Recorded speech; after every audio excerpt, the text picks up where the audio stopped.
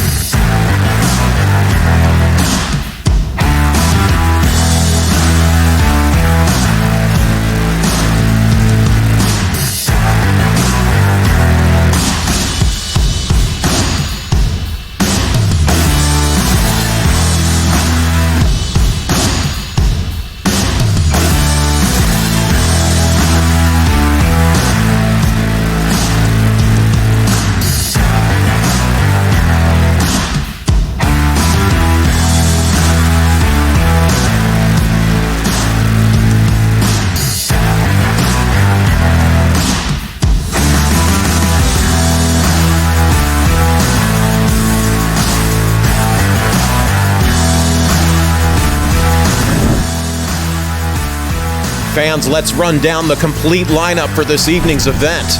As you saw in that video, we have Jeremy Wyatt defending the DWF Championship against Mike Outlaw. And a rematch from our very first event, Marti Belle, sponsored by Landlocked Tattoo, faces off against the Bad Street Beauty, Miranda Gordy, who is being sponsored by Bottom to Top Cleaning Services. Damn the Dad, the big strong boy Ethan Price and Luigi Primo square off in a three-way matchup. The Mile High Magnum Dak Draper, sponsored by Up Down Kansas City, goes one-on-one versus the Black Diamond Luke Langley. The Haymaker Jamison Holley will see action against the Connoisseur Niles Planquet along with his steward Belvedere. We will also have a special appearance by the self-proclaimed world's most dangerous tag team, the Premier, S.K. Bishop and Campbell Myers. And in our huge main event being brought to you by Kincaid, two men whose dislike for one another has reached a fever pitch. The Kings Road Slayer, Derek Neal, battles Moonshine Mantell with his manager, Greg Jovi, in a leather strap match. Kicking things off this evening, we have a tag team matchup between two of the best teams in the country as the Howletts, Hoodie and Anaya, with their coach, Frass Azab, square off against the team of Grindhouse, the gunslinger, Matt Fitchett, and the Spitfire, Davey, Vega. Let's get down to our ring announcer, Ben and Miller, for our opening bout. The following contest is a tag team affair and is scheduled for one fall with a 20-minute time limit.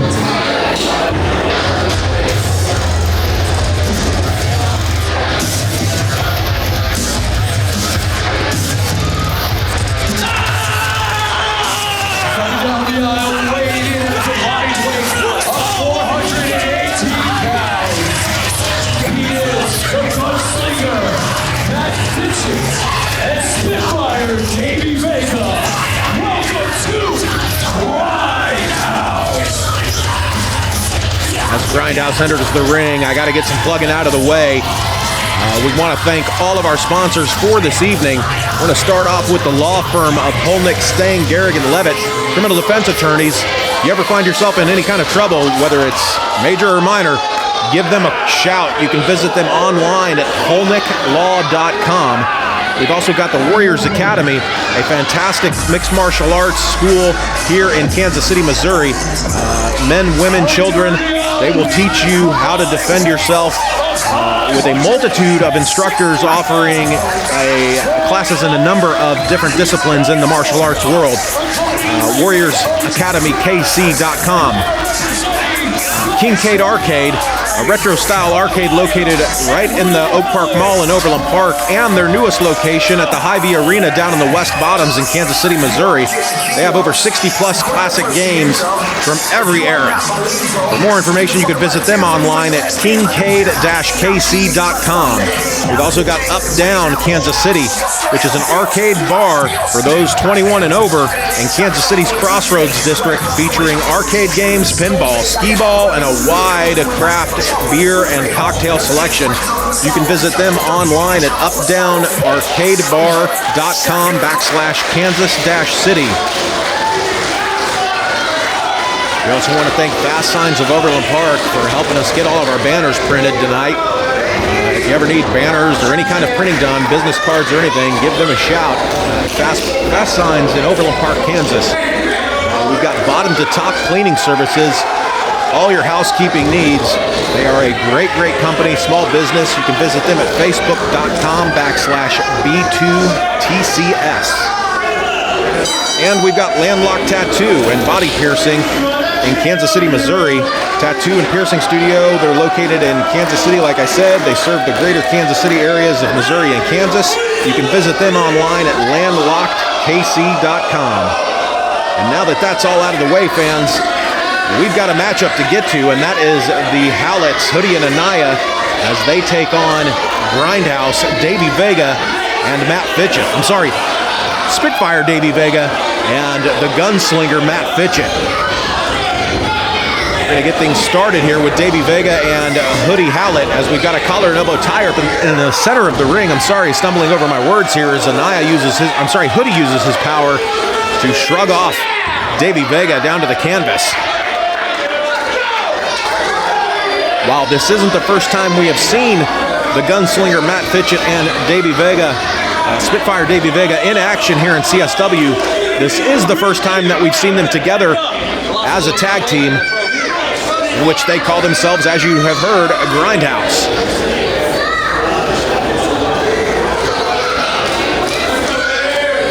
Davey Vega and Matt Fitchett, as well as the Howletts, Hoodie and Anaya, are veterans of tag team competition, so this should be a great matchup.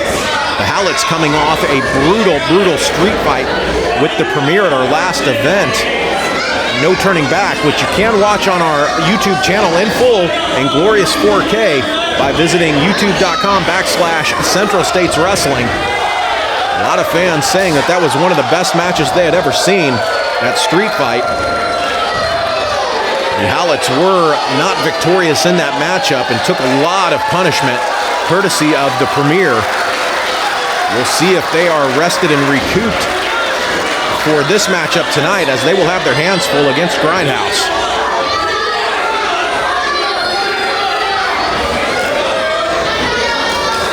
Spitfire Davey Vega back in the ring, as Hoodie fires off a big knife edge chop that lights up Vega's chest. Vega firing off a forearm shot, Hoodie returning the favor, as now both men just going toe-to-toe in the center of the ring here at the Camelot Ballroom. Vega not wise to match, trying to match power with the big man, Hoodie Howlett, evident by that last strike. And he goes right back at it, toe-to-toe with Hoodie Howlett. Hoodie with an enziguri, nicely done, just collapsing. That buckled the legs of Vega. As Hoodie now bringing Vega back up to the vertical base. Off into the ropes goes Vega, no reversal. As Fitchett planting that boot right in, or that leg right in the lower back of Hoodie Howlett, which allows Grindhouse now to capitalize on the referee being distracted by brother Anaya. Big double clothesline takes the Grindhouse down to the canvas, both men, as Vega spills to the outside floor here. And now Hoodie going to work on the gunslinger Matt Fitchett. No, Hoodie tagging into brother Anaya. Fitchett into the ropes. Double hip toss. And a beautiful combination move as Hoodie Howlett coming off with that big senton bomb. We've got a cover, two count only. A barrage of moves by the Tribe. doing damage to the gunslinger Matt Fitchett as Fitchett just dumped unceremoniously into the corner of the Howletts. And a big knife edge chop crushing the chest of the gunslinger. Anaya Howlett bringing Matt Fitchett up to his feet, fires off a European uppercut. And a big overhand right finds its mark. Right to the temple of the gunslinger. Irish whip. Up and over goes the gunslinger as he goes for a schoolboy, but Anaya holding onto that top rope. Fitchett firing off with a short kick to the back. Gets that schoolboy completed. It's only good for a 2 count. Saito suplex by Anaya Howlett. Just planning the gunslinger to the canvas. 2 count only. Brutal backdrop driver, as it's also known by Anaya Howlett.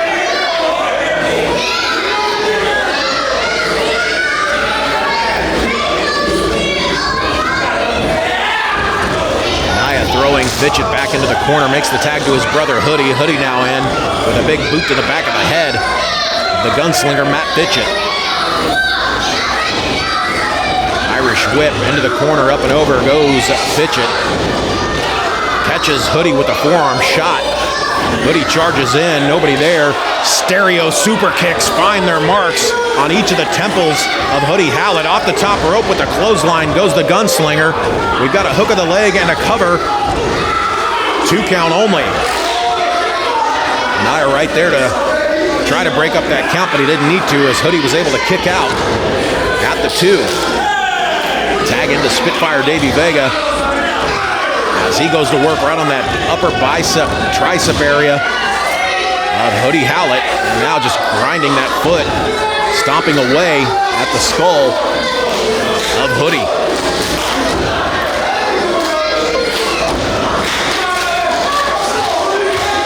As I mentioned earlier, both of these teams have a wealth of experience in tag team competition. It's going to be a war of attrition here to see who is victorious as a double knee strike finds its mark between the shoulder blades of Hoodie.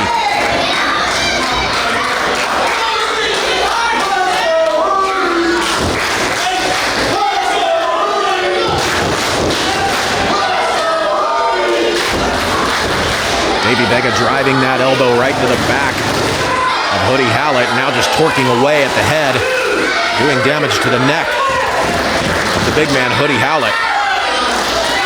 I got a tag into Matt Fitchett. Makes his way into the ring, bringing Anaya in for Grindhouse's lack of respect, I suppose, as now Matt Fitchett just using that rope illegally while the referee's back is turned to do as much damage as he can to Hoodie Howlett. We've got a cover nonchalant. Good for 2. Referee Nick Chen surely going to have his hands full in this matchup.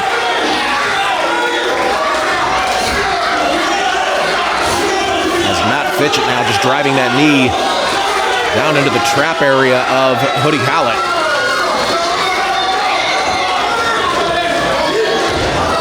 Big knee drop right to the base of the skull of Hoodie. And a tag into Spitfire Davey Vega. Vega makes his way into the ring. What do Grindhouse now have in store for Hoodie Howlett? Hoodie firing off with some shots, trying to get out of the predicament that he is in. And a series of kicks chops him down to his knees as we've got a double suplex possibly coming up by Grindhouse. But no, Hoodie powering out, sending Grindhouse, both men ass over tea kettle, down to the canvas. We got a tag into Anaya. Anaya in with a big back body drop to Fitchett. And a reverse elbow to the back of the head and a clothesline to Davey Vega. Anaya not following up, though. He should be capitalizing on the legal man in this matchup, who at this point, I don't know who it is. I think it's still Vega. Vega charging through. Anaya up and over, charges through. Double knee strike right between the shoulder blades of Davey Vega. And a big inverted backbreaker finds its mark. We got a cover. 2 count only before Matt Fitchett's able to break it up. Anaya with Fitchett dumps him out to the outside. as Hoodie makes his way up, trying to make his way up to his feet. What do we got in store here? Side suplex possibly. No, Fitchett in there to break it up. Both teams now going toe-to-toe, just exchanging blows. We'll see which team gives in first. Another set of stereo super kicks courtesy of Grindhouse find their mark. Grindhouse now up and over to the outside. We've got all four men on the apron here as they are just exchanging shots, teeing off on one another's jaw and temples and everything. Nice Pele kick, bicycle kick by Matt Fitchett. Sends Hoodie down to the floor. And another sends brother Anaya down to the floor. Grindhouse seemingly in control of this matchup once again. As you see Coach Frass there, he would be wise to step back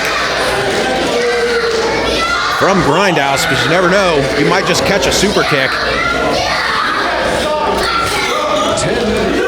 Grindhouse now throwing Hoodie Howlett right into those guardrails. Ben Miller announcing that we have had 10 minutes pass in this matchup. I think we have 10 minutes left to go for the time limit, 20-minute time limit matchup. Make myself clear there. Big knife edge chop by the gunslinger to the chest of Anaya Howlett. Now a big kick right across the chest as Anaya gets dumped back into the ring to the awaiting Davey Vega. Vega with a forearm strike rocks Anaya Howlett. Grindhouse, they like to use these kicks. As you just saw that one right to the temple of Anaya. Now Davey Vega makes the tag as he drives that knee into the temple of Anaya. And now Matt Fitchett just going to work, stomping away, glancing stomps, and stomps nonetheless. Anaya trying to fight his way out, but it just appears to be too much for him to handle, but a series of overhand rights finds him out of Grindhouse corner, and another bicycle kick finds its mark. Nicely done by Matt Fitchett. We got a cover. No, not just a one count there.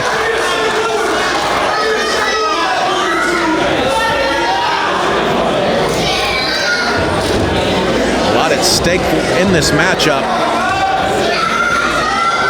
as a win will catapult one of these teams higher in the rankings, the tag team rankings here in Central States Wrestling.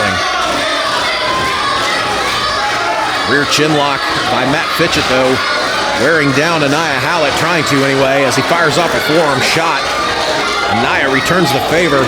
Now both men just teeing off on one another, but Fitchett getting in the better of it as he introduces the skull of Anaya Howlett to that turnbuckle and makes the tag into his partner, Davey Vega. Vega with a big overhand right. Make that two. And now Matt Fitchett taking his blow. Snapmare and a kick right down the spine of Anaya, courtesy of the Spitfire Davey Vega. We've got a cover, 2 count only.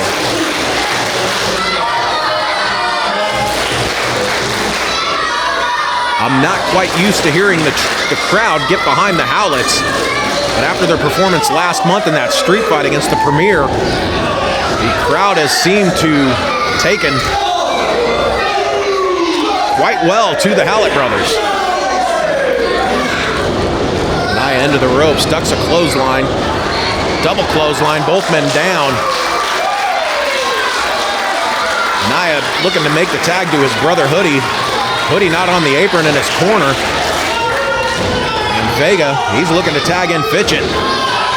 Fitchett's in position for that tag, and it looks like maybe, can't see from this camera angle, I think, yeah, Hoodie back into the corner, but he appears to be a little worse for wear.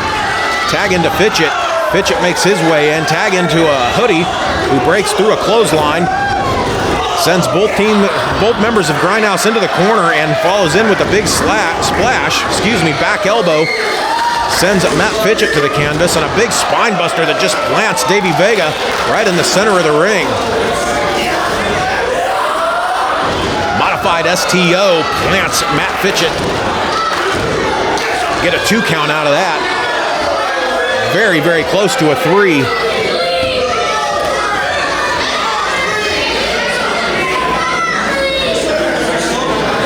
Looks like Hoodie, who has taken a lot of damage in this matchup,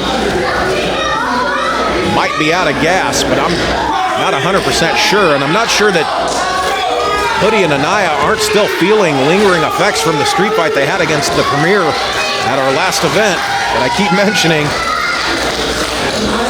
That all comes into play here tonight at Strapped.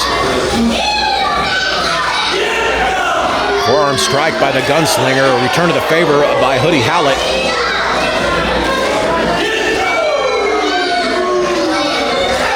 Both men now trading forearm shots. They're finding their mark on the jaw of one another.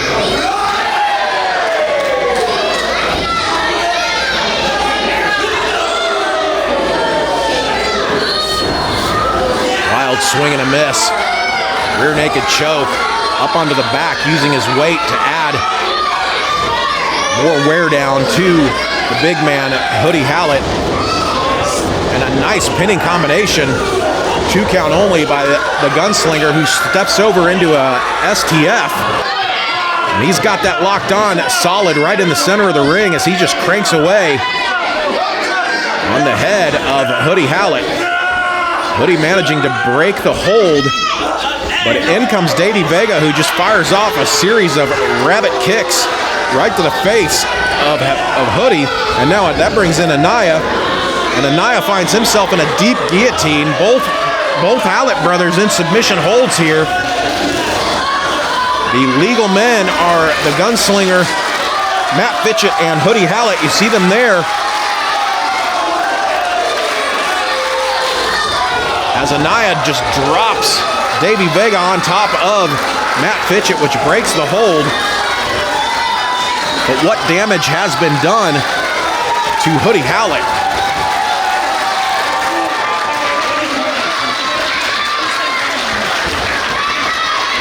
It's a fantastic tag team matchup to kick things off here this evening at Overland Park, here in Overland Park, Kansas, at the Camelot Ballroom for Strapped. Anaya reaching out as far as he can. He's got a hold of that tag rope. He desperately wants Hoodie to make a tag as Hoodie holds on to Matt Fitchett to prevent him from making a tag. Fires off a shot, but Fitchett makes a tag, as does Hoodie to Anaya. As another series of forearm shots. We'll see who gets the best of it. These men just teeing off on one another. European uppercut by Anaya. Anaya hits the ropes. Leapfrog, no, he's caught. Possible Samoan drop coming up. No, over the back goes Davey Vega. Both men into the ropes.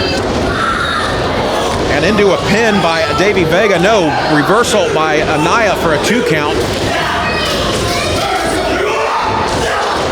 Big boot and a half suplex just plants Davey Vega. We've got a cover, 2, and no, Matt Fitchett there just in the nick of time to save his team from getting the loss in this matchup.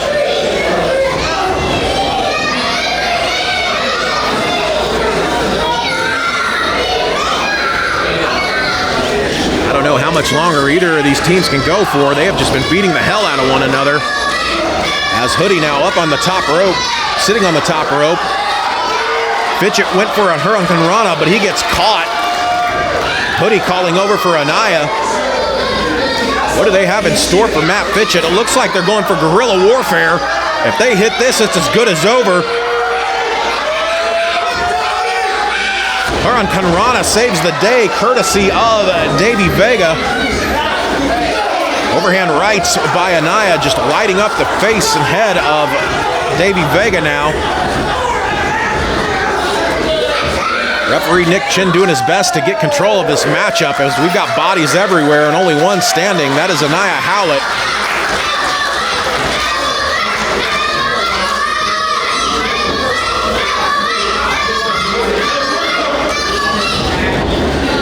whip, no reversal. Grindhouse charges in with just a splash right there in the corner of legs and arms. We've got to cover. 2 count only before Hoodie breaks that pin up. With about a half second to spare. Nice standing side kick by Matt Fitchett to the abs of Hoodie and Hoodie Howlett. Actually, the sternum. Front face lock by Davey Vega. Looks like he's going for a suplex, but down to one knee to block goes Anaya. Both men now jockeying for position as Anaya breaks freeze. Grindhouse with a meeting of the minds there. And Hoodie with a big back elbow. Weapon X, center of the ring. That should do it. 2 and 3. Winners of this matchup, the Tribe, Hoodie and Anaya Howlett.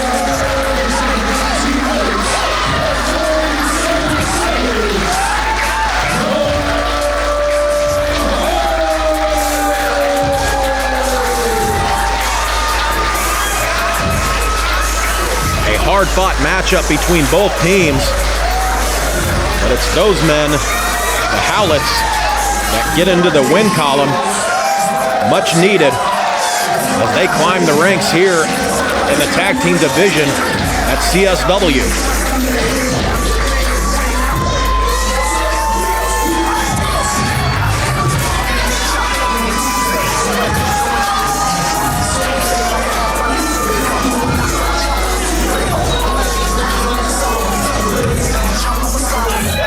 Be doing a disservice if I failed to mention the performance out of Grindhouse this evening. Even though they lost, they were certainly impressive in their tag team debut here at Strapped.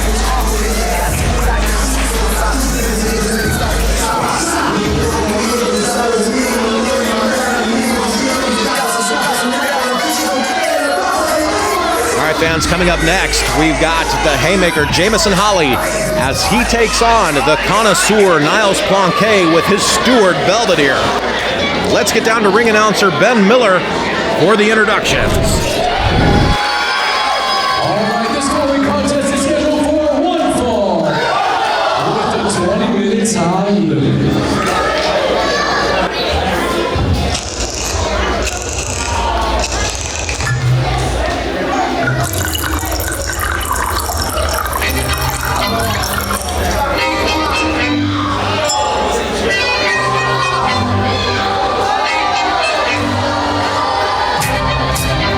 Way to the ring, accompanied by his wine steward, Belvedere, weighed in at 225 pounds from Napa Valley, California. He is the wine connoisseur, Niles Planquet.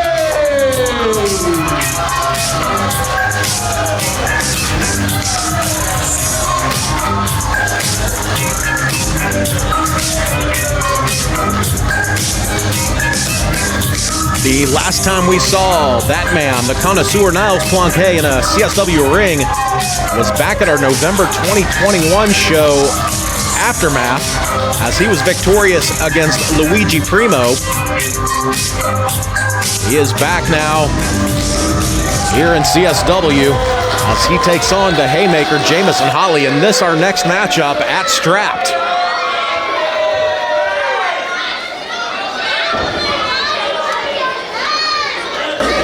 Niles Planquet has traveled the world drinking wine in just about every country imaginable, but more importantly, in his over 20 years in the world of professional wrestling as a wrestler, he has wrestled just about everywhere you could think of, all around the world. At 230 pounds. But he will have his hands full of this evening with that man, the Haymaker Jamison Holley. Haymaker Jamison.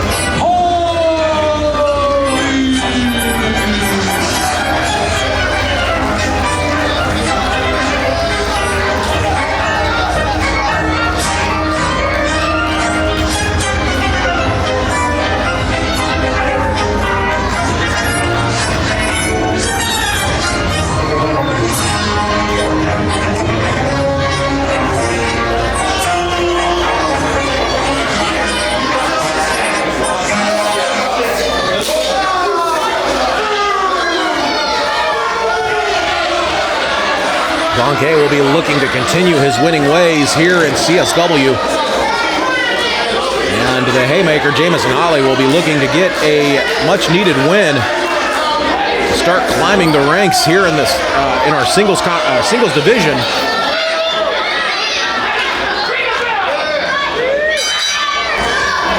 Referee for this matchup, Adam Kennedy. The Haymaker will have to be on, have to have his head on a swivel as Belvedere is there lurking in the corner on behalf of Niles Planquet. Connoisseur and the Haymaker, collar and elbow tie-up. Holley using his power to take what I thought was Niles Planquet into the corner, as he does so now. Clean break from Jamison Holley. And Planquet complaining of a hair pull. Certainly not the case.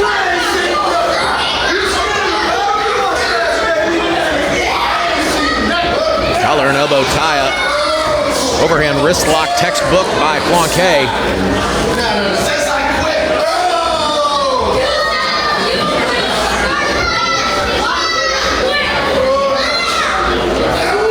Holley using his power to try to muscle out of that overhand wrist lock. He gets a reversal though, takes Planquet down to the canvas. Pinning predicament. Planquet wisely taking his time to regroup with his steward Belvedere. They're on the outside.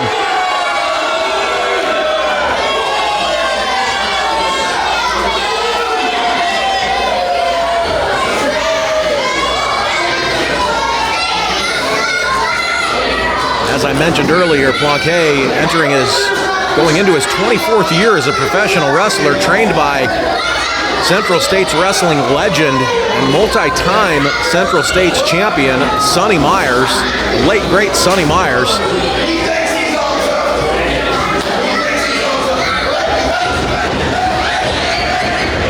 Although I have to wonder if Sonny would approve of some of the shenanigans that Niles Planquet incorporates into his matchups.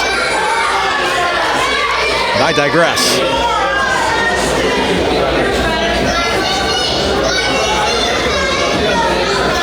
Both men in the feeling out process here early in this matchup, beginning of this matchup, as Niles Planquet challenging Jamie Holley to a Greco-Roman knuckle lock, test of strength, but no, he fires off a boot to the midsection. Takes that arm back into a hammerlock. Reversal by Jamie Holley. Holley with the side headlock. Holley will be using, as he goes for those noogies that he loves to incorporate into his matches. Side headlock takeover. Nicely done by Holley. Holley will be looking to use every ounce of power that he has to secure a victory against Niles Planquet. Planquet making his way back up to his feet, takes Holley back into the corner. Will we get a clean break from the Connoisseur? We will not, as he drives that shoulder into the breadbasket of Holley. Fires off a shot, rocking the jaw, make that two. Jamison Holley. Head first into the turnbuckle goes Holley. Whip out of the corner, no reversal by Jamison Holley. Holley with a big back body drop sends Niles Planquet crashing down to the canvas. As there's Belvedere up onto the apron, distracting referee Adam Kennedy, but he gets a claw hold courtesy of the Haymaker. But a rear waist lock and a break free by Holley, who fires off that elbow into the ropes. No, a trip of the foot by Belvedere. I told you earlier, Holley would have to have his head on a swivel as he is greeted with a big clothesline, as he is really wrestling against two men here in Niles Planquet and Belvedere. Big shot to the forehead of the Haymaker, courtesy of the Connoisseur. Connoisseur with a forearm shot, rocking the jaw, and a snap bear right into the center of the ring. And then now a nerve hold on that trapezius of Holley. Planquet looking for a submission here in this matchup as Holley makes his way back up to the vertical base, fires off a few shots that breaks him free, but he catches the back of the elbow for all of his effort. Planquet with a cover, 2 count only.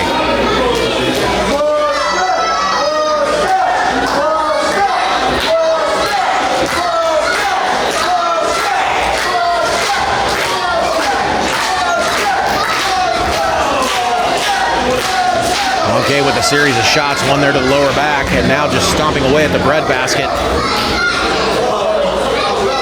Jamison Holley, I apologize. It looks like Niles Planquet is stomping the grapes. Yes, he is. And there you see Belvedere now going with a choke while the referee is being distracted by Planquet.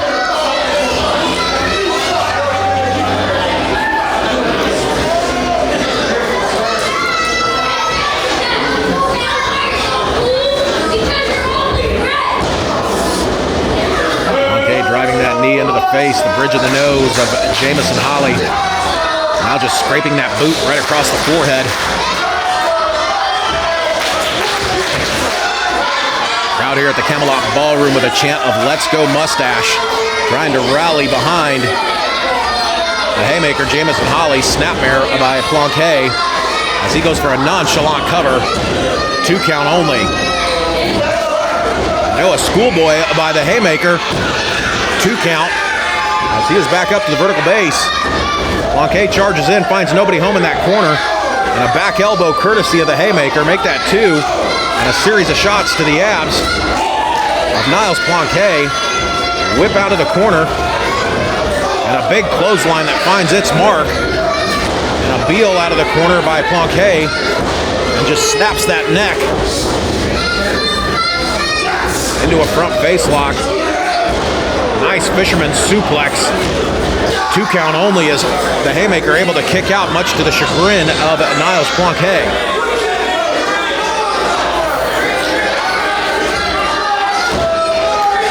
Planquet growing frustrated with his inability to put this matchup away so he can get back to doing what he loves, and that's drinking wine, sampling wines from all over the world.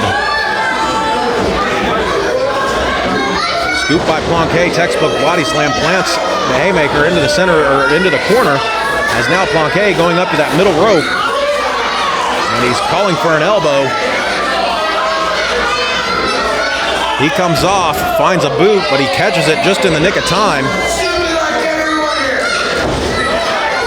Drives an elbow down into the sternum of Holley.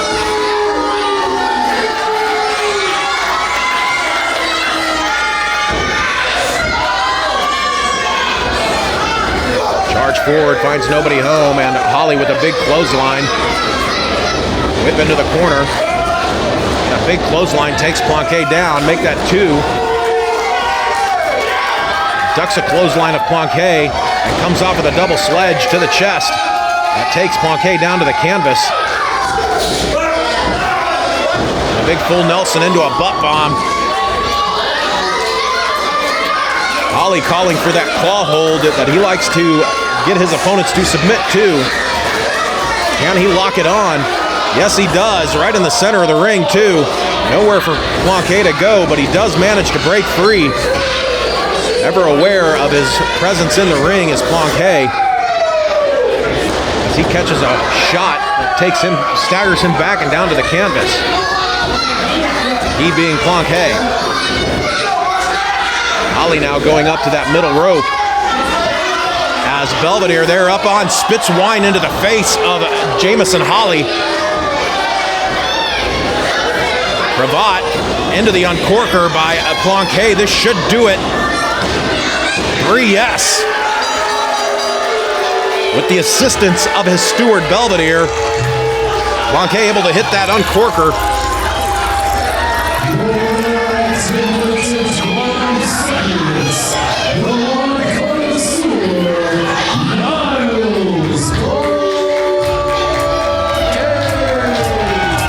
Planquet continuing his winning ways here in CSW. No thanks in part to that man, his steward, Belvedere.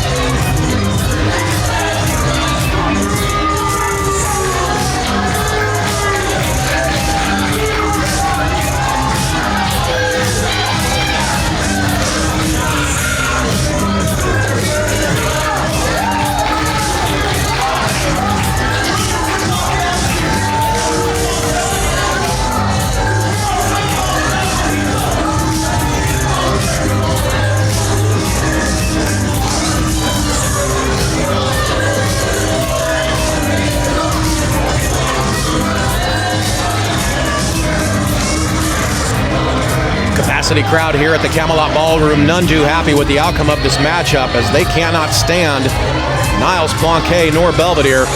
But fans, coming up next, a big matchup as the Mile High Magnum Dak Draper, who is being sponsored this evening by Uptown Kansas City, takes on the Black Diamond Luke Langley in this, our next matchup. Let's get down to our ring announcer Ben Miller for the introduction.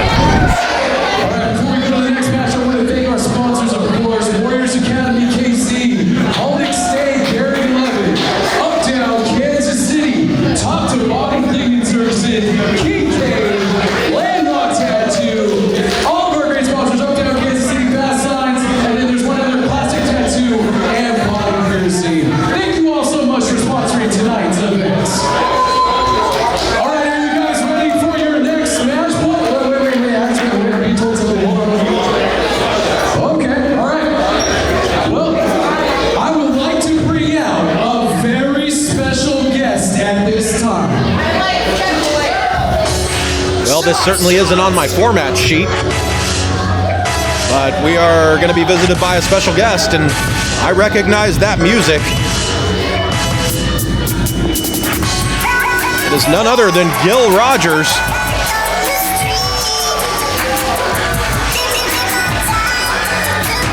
Gil was in the locker room at our last show, and he had an accident. He slipped in some water or oil, body oil, I'm not sure, and tore his quad completely off the bone. Had to have surgery. You see him there wearing that brace. Surgery was successful. He's expected, I was talking to Gil, he's expected to be out of action for roughly 6 to 8 months. But he is determined to beat that time frame and get back sooner rather than later. It's Gil Rogers, everybody, give it up for it. Microphone is Gil's. Let's see what he has to say this evening. Hello, Central States Wrestling! It's great to be back here.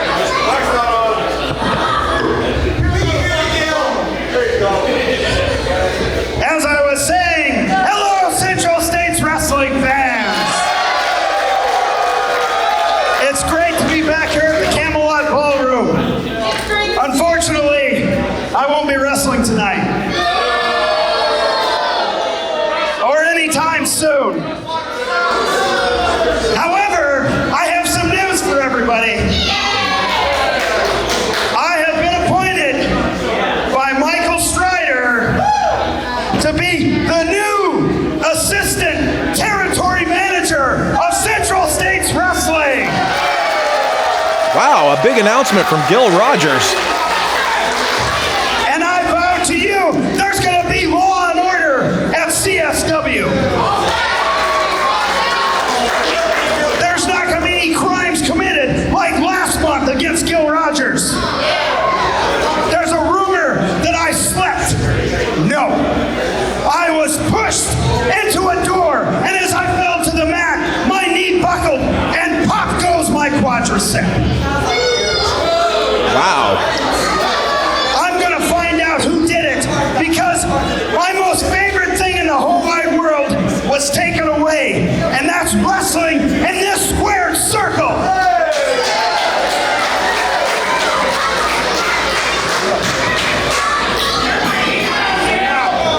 So I've acquired the services of a man that has assured me that he's the best detective in all of Central States Wrestling. We're gonna find the culprit. He's my new partner in crime. Let's bring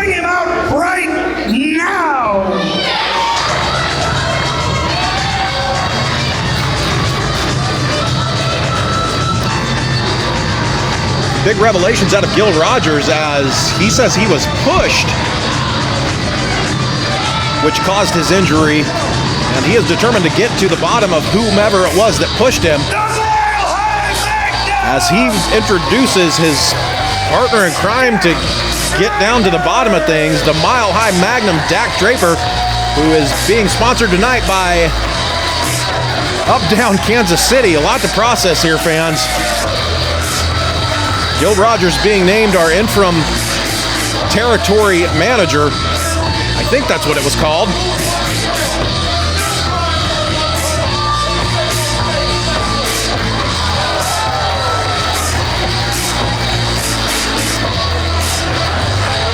Mile High Magnum Dak Draper, a dear friend of Gil Rogers. It'll be interesting to see how they go about trying to find whomever it was that perpetrated a spiteful act, a heinous act against Gil. And his opponents.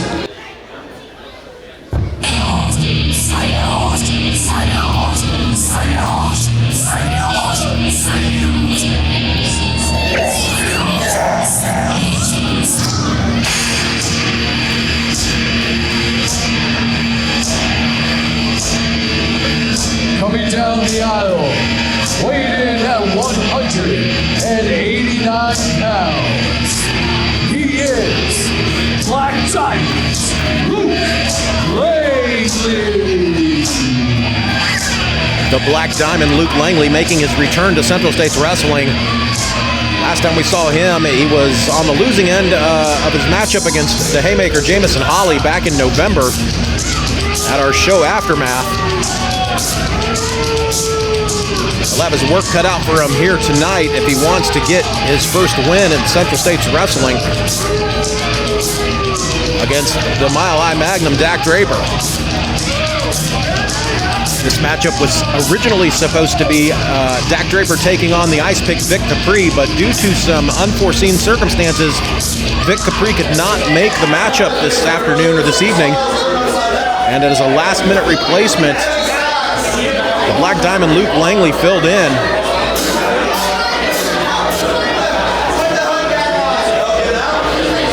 Got to imagine that puts Draper at a disadvantage, as all of his training and work went into preparing for a matchup with Vic Capri.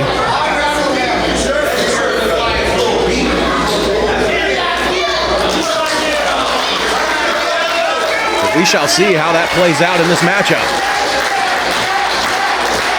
Your referee for this matchup is Nick Chen, senior official here at CSW. As we get things going here, waiting for the bell.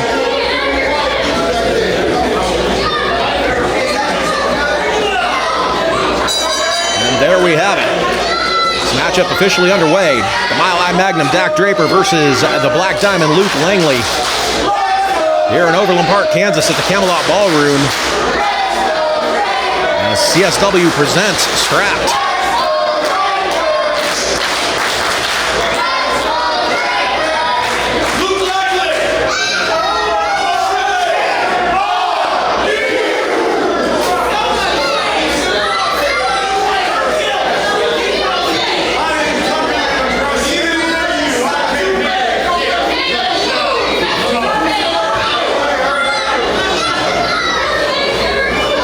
Draper, arguably the most popular wrestler on the Central States Wrestling roster. So we've got a collar and elbow tie-up to start things off. Waistlock go behind by Draper. Langley looking to break free. And he does. He keeps a hold of Draper's arm.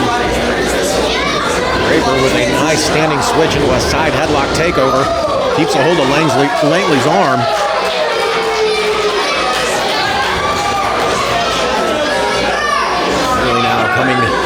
Trying to come up to the vertical base. He manages to do so. Draper just torques away on the arm, rolled through by Langley. Langley with some pressure on the knees, takes Draper down. Into a side headlock goes Langley.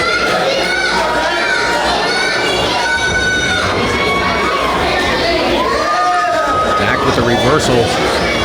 Langley right on top of things into a hammerlock. early on in this matchup. Both men feeling each other out. Fireman's carry takedown, nicely done by Draper as he holds on to that arm of the Black Diamond.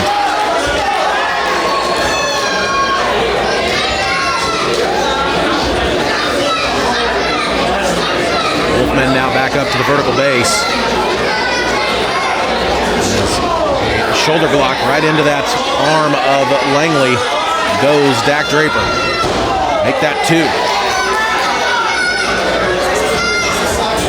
Third attempt, but a schoolboy by Langley. Gets a 2 count for his effort, and a big shoulder tackle takes Langley down to the canvas. Langley now taking a minute on the outside there. Maybe go over his game plan, collect his thoughts.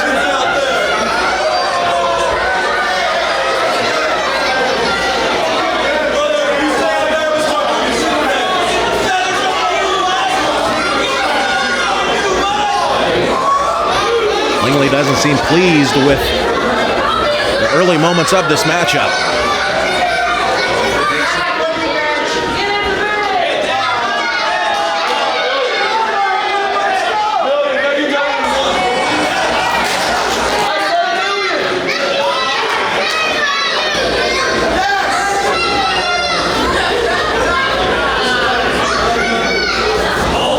Test of strength, center of the ring.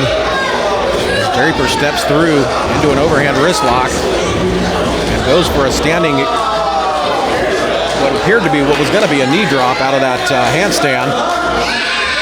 Langley wisely getting out of the way.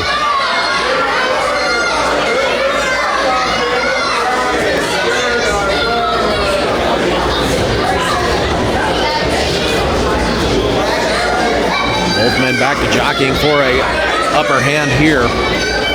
Series of standing switches. Langley firing off a back elbow. Pick of the leg by Draper.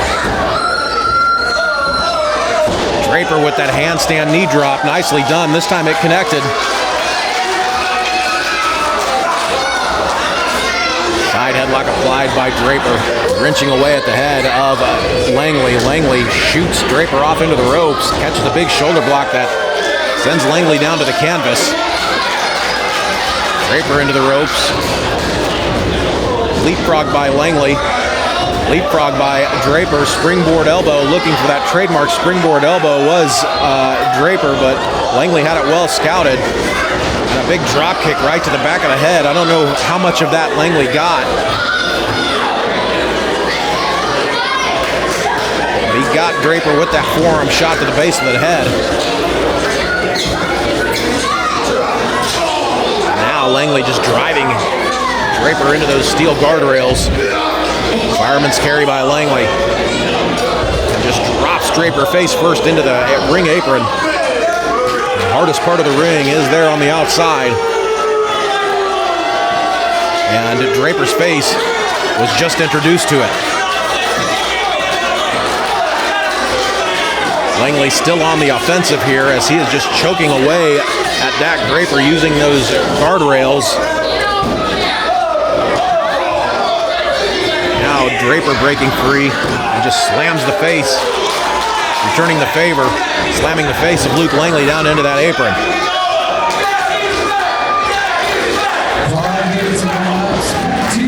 Langley going after the knee and a knife edge chop across the chest. Dak Draper. Another knife edge chop just lighting up the chest of the Mile High Magnum. Wild swing and a miss as Draper now firing off with a chop of his own. Make that 2, just crushing the chest of the Black Diamond, Luke Langley. Those chops echoing through the Camelot Ballroom here in Overland Park, Kansas. Langley putting on the brakes, fires off a shot to the midsection, and a shot to the throat. A big stomp right to the spine of Draper. Back and forth matchup thus far. And both men as Langley now choking the life out of Dak Draper. Referee Nick Chen all over him. All over Dak Draper, all over Luke Langley. Telling him to break that hold. Back to the action. Langley with an overhand right finds its mark. Misses the elbow. Schoolboy by Draper. 2 count only. And he is greeted with a vicious back elbow by Luke Langley. Langley gets a 2 count. And Langley now with that rear chin lock. Trying to slow down the breathing. Slow down the flow of oxygen to Zach Draper. It's a wise move out of Luke Langley.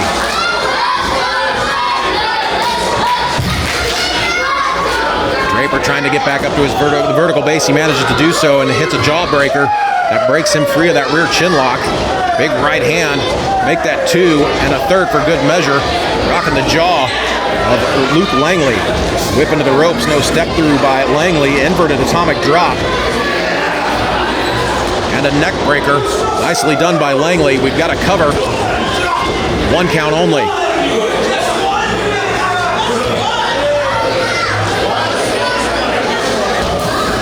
And still to come, we've got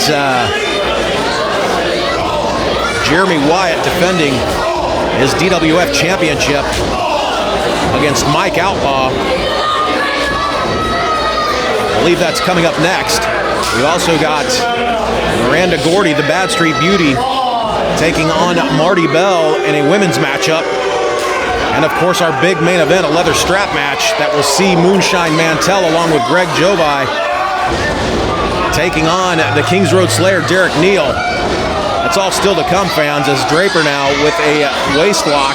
Looked like he was going for a waist lock takedown. He ducks a clothesline, hits the ropes, and nails a clothesline of his own that sends Langley crashing to a canvas. Langley back up, catches that boot, and into the knee goes Langley's face.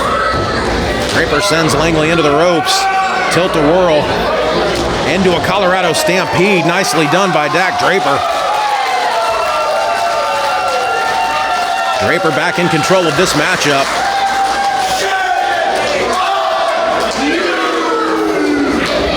Dak charges forward. An elbow catches the collarbone of Luke Langley up to the top rope. Langley ducks. Charge in by Draper. Draper throws those feet to the side, but Langley comes right back off with those boots to the temple into a modified DDT. 2 count only. Another great matchup here at the Camelot Ballroom between the Black Diamond Luke Langley and the Mile High Magnum Dak Draper. Langley calling for a brain buster. No, a big shot rocks the jaw of Luke Langley courtesy of Dak Draper. Now Boltman exchanging blows in the center of the ring.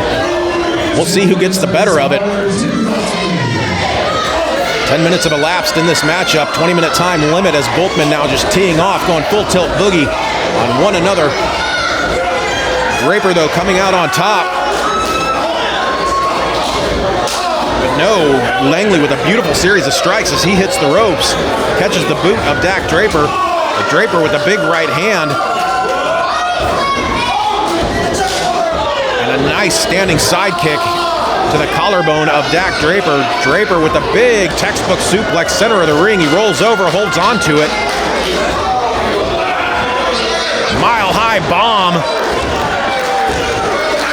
And a no. I thought for sure that Mile High bomb would have been a 3 count, but Luke Langley digging down deep and kicking out at the last millisecond. I don't think Dak Draper can believe it.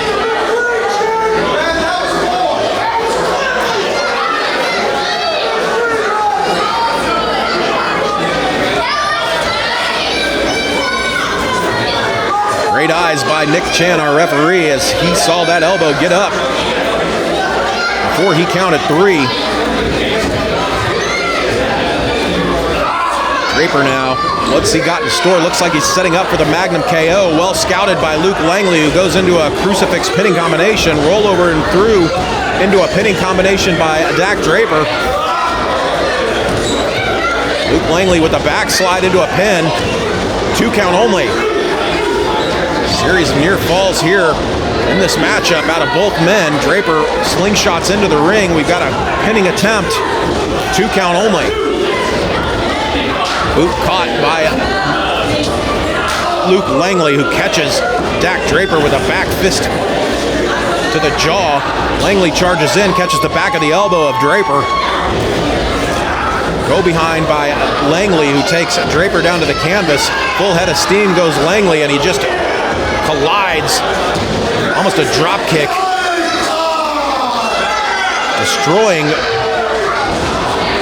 Dak Draper in there in that corner. Saito suplex, nicely done by Luke Langley. 2 count only. This time it was Dak Draper that was milliseconds away from losing this matchup. But another great call by referee Nick Chen. What does Luke Langley have to do to put away Dak Draper in this matchup? Looks like he's setting up for a brainbuster. Float over by Draper. Springboard back elbow by Dak Draper, who gets back up to his feet. Looks like he's setting up. Magnum KO possibly. Magnum KO right in the center of the ring. Hook of the leg and a cover. And a 3.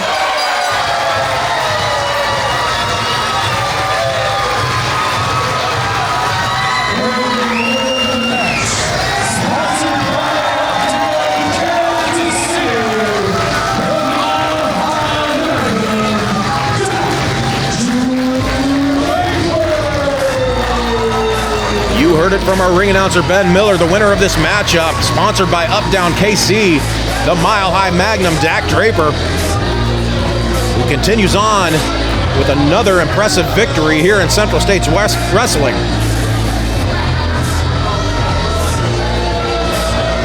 Draper trying to get back into the championship picture after his bout with Jeremy Wyatt, Monarch Jeremy Wyatt, where he was not victorious. But with wins like this, he'll be back into the title hunt in no time. Fans, coming up next, it's our first half of our main event of the evening. The Monarch Jeremy Wyatt defends his DWF Championship against Mike Outlaw in what's sure to be a classic matchup. Let's get down to our ring announcer, Ben Miller, for the introductions.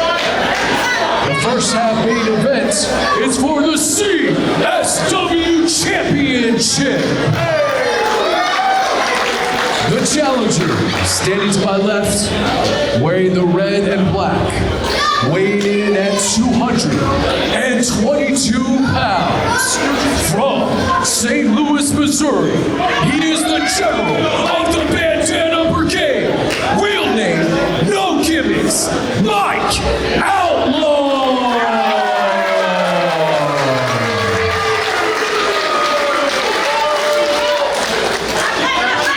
And the champion, fighting to my right, wearing black and gray, weighing in at 219 pounds. He is the king of Kansas City, the Monarch,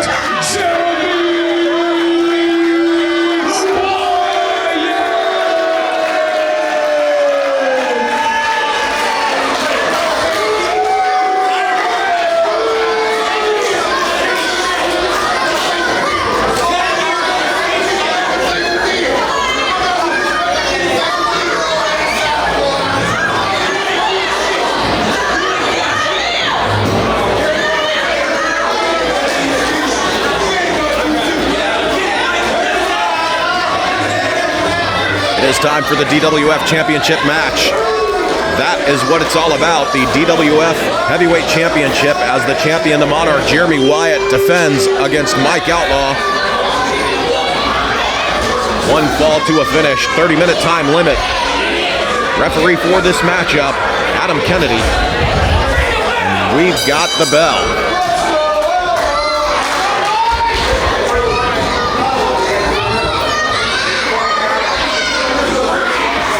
Collar and elbow tie-up, center of the ring. Outlaw taking Wyatt back into the corner.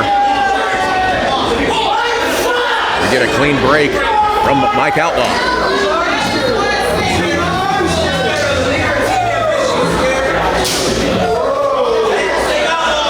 Mike Outlaw becoming the #1 contender to this DWF Championship at our last event in April, when he defeated the Ice Pick Vic Capri.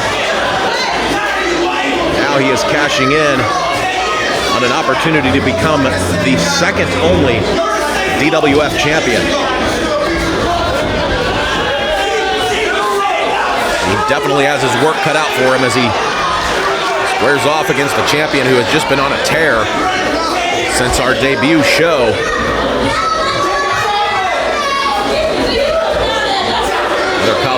Collar and elbow tie-up as both men jockey for position. Outlaw taking Wyatt back into the corner. Reversal by Wyatt. Will we get a clean break out of Wyatt? We will not, as he fires off a big knife-edge chop to get things going here in this championship bout.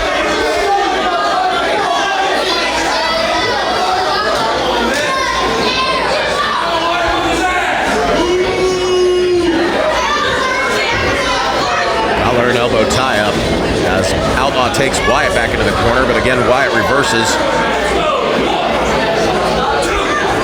Doubtful we'll get a clean break here, but I digress. Another knife-edge chop, but this time Outlaw fires one off of his own, and that sends the champion to the outside.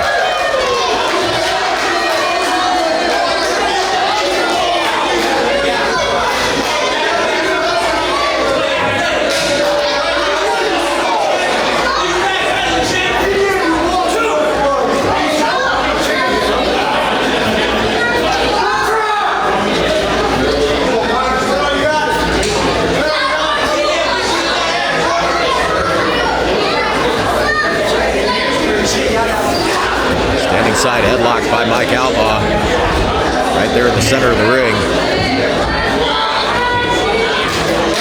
Wyatt fighting his way out of it as he takes hold of Outlaw's arm and torques away at the shoulder and wrist. Nice reversal into a standing headlock, side headlock by Mike Outlaw. Up into the ropes goes Outlaw. Big shoulder tackle sends Wyatt down to the canvas. We got a cover, not even a 1 count. Deep arm drag, nicely done by Outlaw.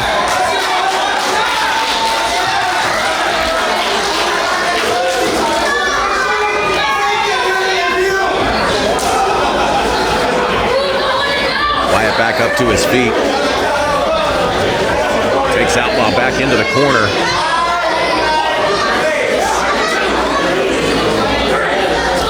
Fires up a big shoulder block right to the midsection of Mike Outlaw. Make that 2. Forearm shot that just rocks Mike Outlaw. Outlaw, though, sending Wyatt into the corner. Fires off a shot of his own. And a big knife edge chop. Big overhand right. And a boot to the midsection. Make that 2 and 3. Sweeping out the leg of the champion and just stomping away at the chest and sternum of Jeremy Wyatt is Mike Outlaw.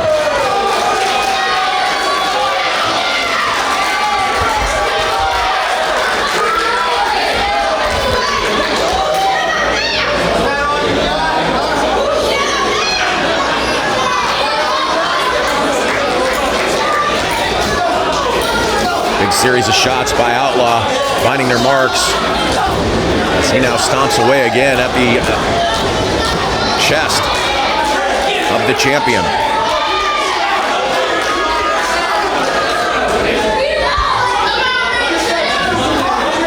Mike Outlaw, a member of Team Ambition out of St. Louis, along with Davey Richards, Warhorse, Camaro Jackson, and a big knife edge chop by Mike Outlaw. Outlaw following over there, following the champion over into the other corner. And he fires up another big knife edge chop. He's just lighting the chest up of Jeremy Wyatt.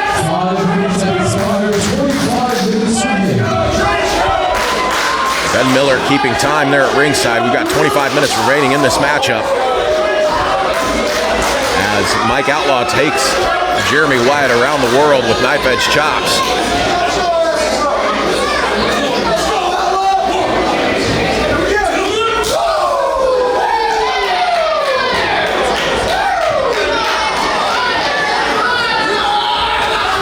With a big clothesline that sends the champion up and over, crashing down to the floor here at the Camelot Ballroom.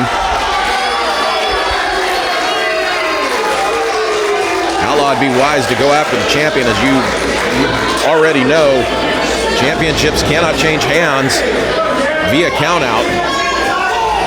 There he goes after the champion. Outlaw wisely getting Wyatt back into the ring so he can finish this matchup. Outlaw charging forward, up and over he goes to the apron, shoulder blocked by the champion. Now he pulls out that leg and just brings Outlaw face first down to the canvas. And now it's the champion going to work on the small of the back of Outlaw.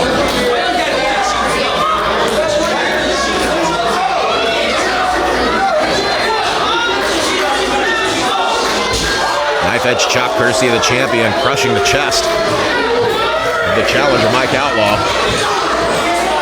The champion going to work, staying on top of Mike Outlaw here on the outside of the ring. As he just drives those fists down into the spine between the shoulder blades of Outlaw. Outlaw trying to mount a little bit of offense here as he fires off a few shots that rock the champion back. Now the champion with Outlaw's arm. Oh, right against that steel post. Shoulder first goes Mike Outlaw. That'll definitely change the complexion of this matchup.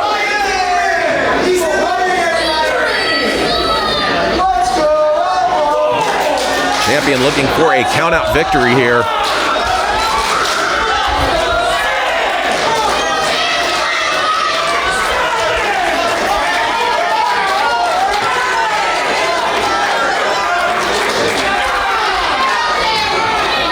Back into the ring. He's favoring that shoulder, that left shoulder. And I got to imagine that's going to be the plan of attack now here on out as Wyatt levels Outlaw with a neck breaker and he hooks the leg for a cover. Gets a 2 count for his efforts.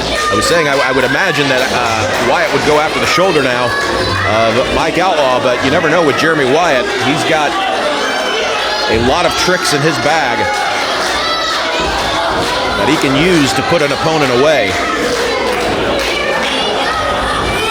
Whip into the corner goes Outlaw. That was a hard landing for the challenger.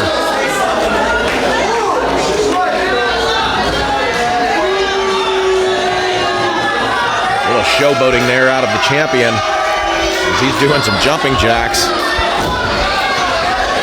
Drops the elbow across the chest of Mike Outlaw. We've got a cover. 2 count only. Rear chin lock by the champion. Pretty good ring positioning too, as Outlaw is about 1.5 feet from the ropes.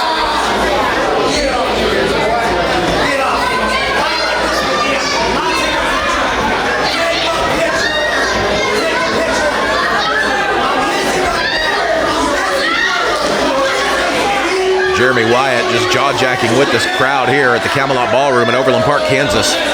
As Mike Outlaw now making his way back up to the vertical base. Fires off a couple of shots to the midsection of Jeremy Wyatt. Make that 2, and a third for good luck. That breaks the hold. Into the ropes goes Outlaw. Sunset flip into a pin. 2 count only. And a big clothesline by the champion. Takes Outlaw down to the canvas, cuts off any momentum he was trying to build. And Wyatt now going for a cover. 2 count.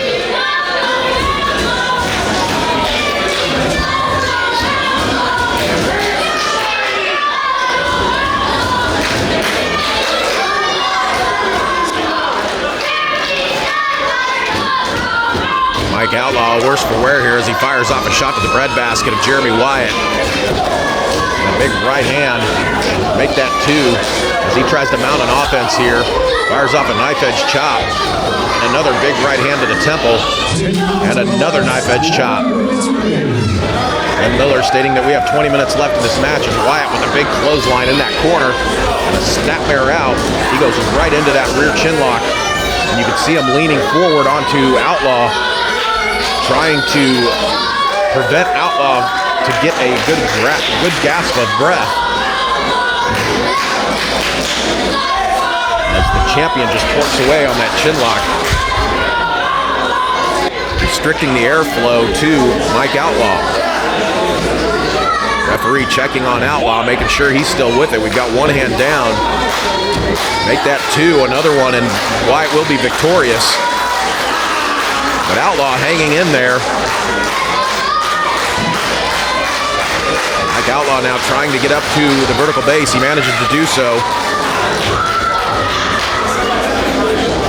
Jawbreaker breaks him free of that rear chin lock. Outlaw charging forward, but he's dumped out of the ring as Wyatt hits the ropes. Tope Suicida by the champion finds its mark. As both men now down on the floor here at the Camelot Ballroom. Wyatt back up though. Dumps Outlaw back into the ring. Wyatt now to the top rope. What's he have in store? The champion off with a big cross body block. That should do it. 2 and 3. No. Mike Outlaw digging down deep and kicking out. With about a half second to spare. Following that Tope Suicida and that big cross body block from the top rope by the champion.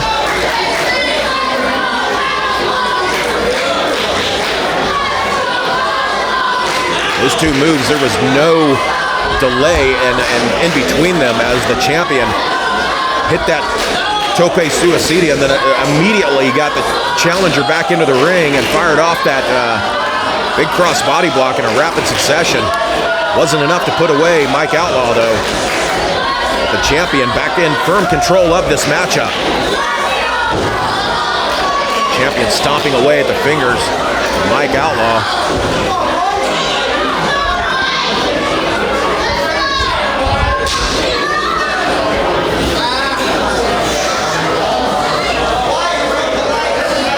Wyatt now with the fingers of Mike Outlaw. Just pulling them apart. Little joint manipulation there.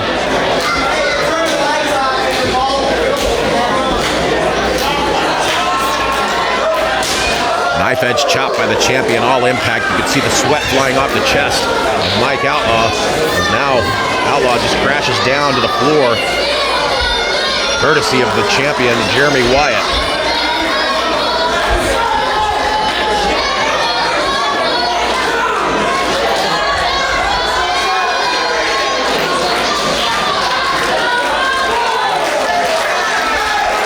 I don't know how wise that is of the champion to be doing push-ups in the center of the ring, wasting energy.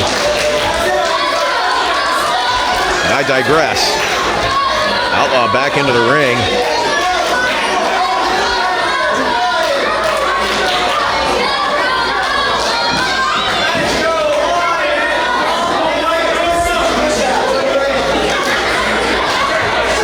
Big headbutt by the champion. He's feeling the effects of that.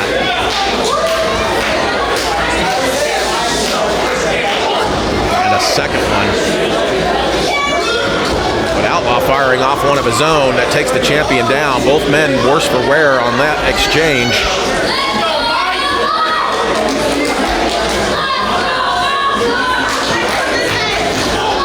Outlaw charged in, caught the boot of the champion. The champion now takes Mike Outlaw into the corner. And fires off a forearm shot that just rocks the jaw of Mike Outlaw, making now a knife-edge chop. The champion in tow. As both men now trading shots, we'll see who comes out on top here as these forearm shots are just crushing each other's jaws. And the champion with a finger to the eyes, cutting off the momentum of Mike Outlaw. I mentioned that bag of tricks that Jeremy Wyatt has earlier in this matchup, and there you saw one of them. It may not be legal, but it's effective nonetheless. Champion with a hangman's neck breaker. Hook of the leg. We got a cover in the center. Only a 2 count.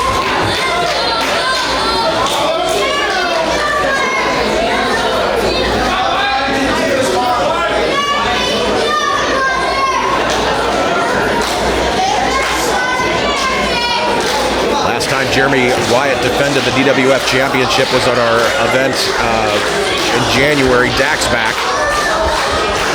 He was victorious in that matchup as he is dumped up and over the top rope courtesy of Mike Outlaw.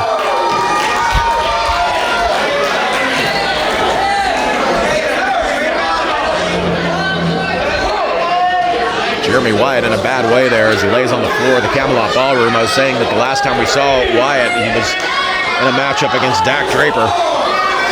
He was victorious in that matchup via knockout, taking advantage of a turnbuckle cushion being removed and the turnbuckle being exposed.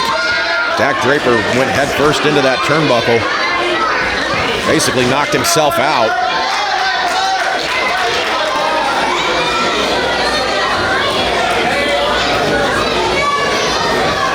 Now charging forward, finds nobody home in that corner.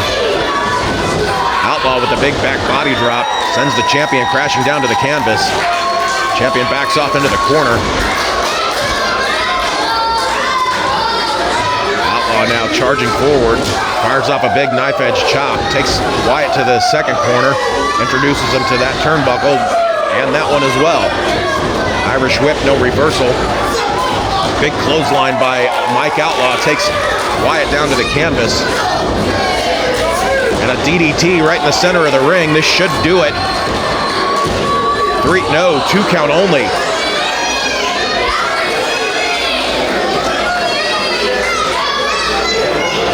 Outlaw with a textbook DDT. Wyatt digging down deep and kicking out.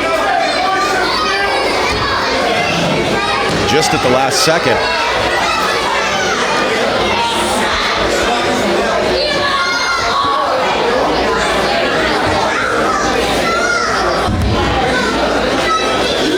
Outlaw charging forward. Wyatt steps through the top and middle rope. Outlaw finds nobody home. Sternum first into the turnbuckles as Wyatt now going up to the top rope, it appears.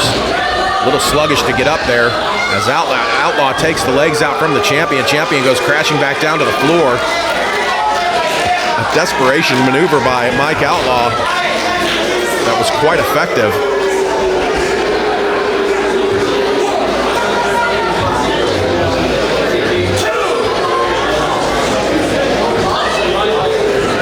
Going after the champion on the outside. What does he have in store here? Brings the champion up. Rams the small of the back into the apron. And Jeremy Wyatt now face first into the, ribs into the steel guardrails. As Outlaw is just punishing Jeremy Wyatt here on the outside. Going to work on the ribs and the lower back of Jeremy Wyatt. Monarch is in a bad way here. Outlaw would be wise to get him back into the ring, which he does. Outlaw following in.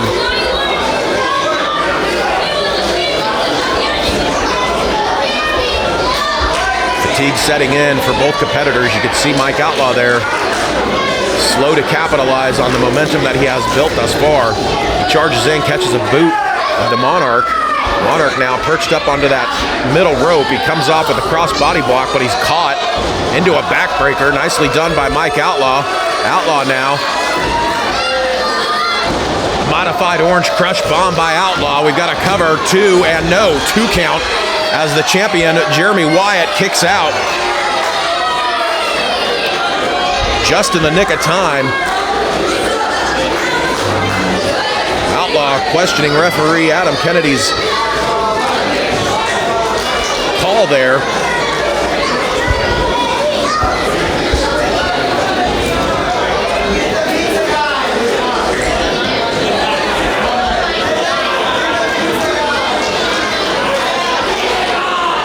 Monarch Jeremy Wyatt slow to make his way back up to his feet as Outlaw. You see him there waiting on the champion to get up. He charges through. Pick of the leg, no. Step through by Wyatt with a schoolboy. 2 count only. Drop toe hold by Monarch Jeremy Wyatt into a pinning combination. 2 count. Outlaw now with the roll through, but the champion with a rear naked choke right in the center of the ring. He's got it firmly locked in. This does not bode well for Mike Outlaw. Monarch Jeremy Wyatt just twerking away with that rear naked choke, but Outlaw floats through into a pinning combination, causing Wyatt to release it. Russian leg sweep with the float over. Wyatt looking for a submission hold. No, into a pinning combination. 2 count only. Backslide attempt by Monarch Jeremy Wyatt.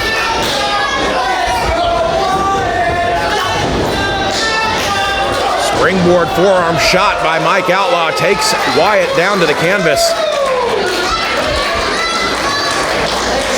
Fatigue has definitely set in here in this matchup, as Outlaw unable to capitalize following that springboard forearm.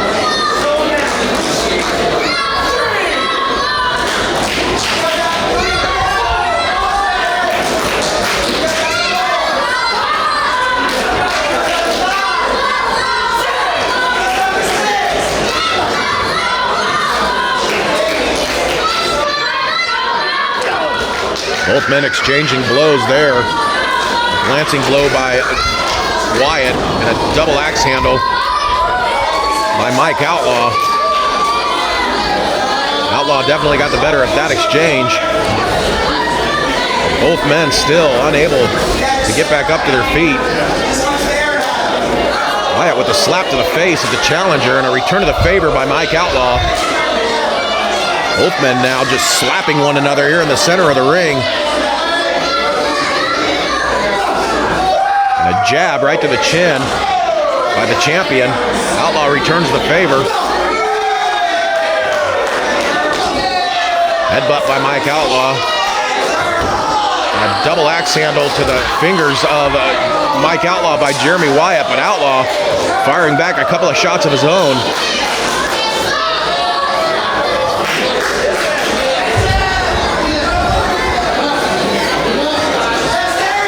I hate to speculate, but I think Mike Outlaw may have Jeremy Wyatt's number here. Wyatt firing off a forearm shot. Outlaw returns the favor. Both men now squaring off in the center of the ring, exchanging big forearm shots.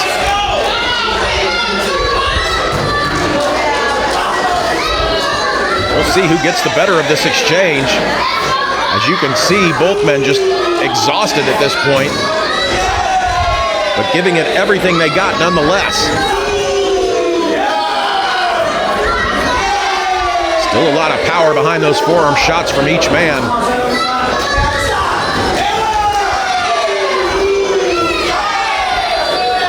Here we go, off to the races, a series of forearm shots from each competitor.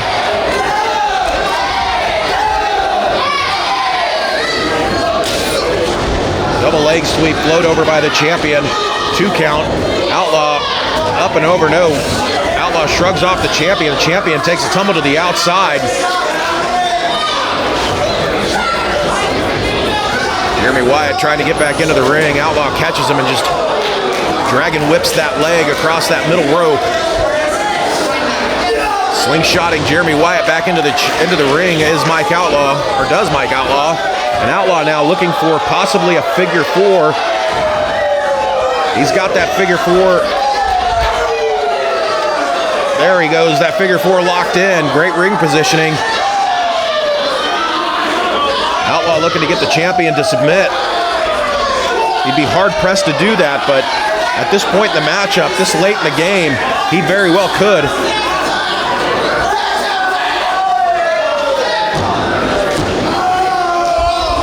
2 count as the champion's shoulders were down to the canvas. Good call by Adam Kennedy. He's keeping a close eye on things here. As Mike Outlaw just put the pressure on that figure 4. Wyatt now trying to get to that bottom rope. He's inches away, and he manages to get it. We've got 5 minutes remaining in this matchup.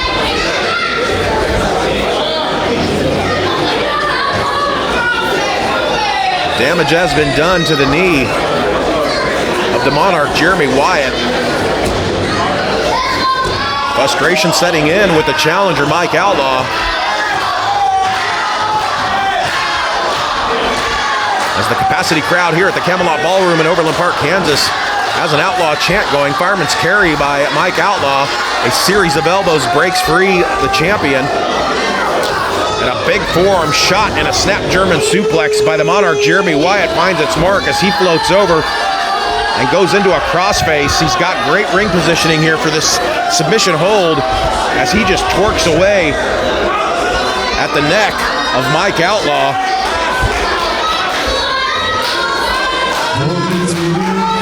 I don't know how much longer Mike Outlaw can fight through the pain of this crossface. But he rolls through. He's got the champion pinned, but the champion rolls across, keeps a hold of that crossface.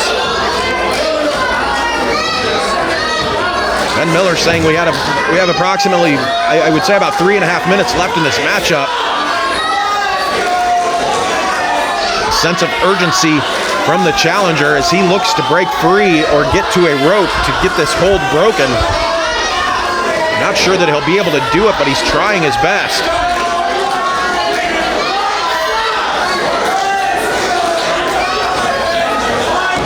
Fitting attempt by the challenger.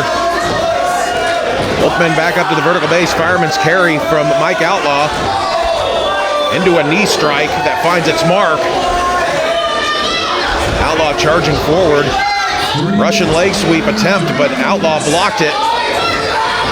Big running boot to the temple of the champion. We've got a hook of the leg and a cover. 3, no. A very, very close to a 3 count. There following that Mafia kick by Mike Outlaw. Outlaw burning time though here.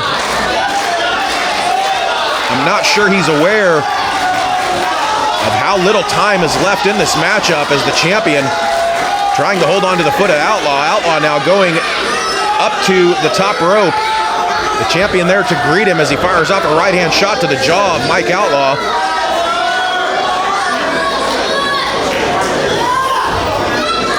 A chop right to the neck of Mike Outlaw, courtesy of Jeremy Wyatt. Monarch now trying to meet Outlaw up on that top rope.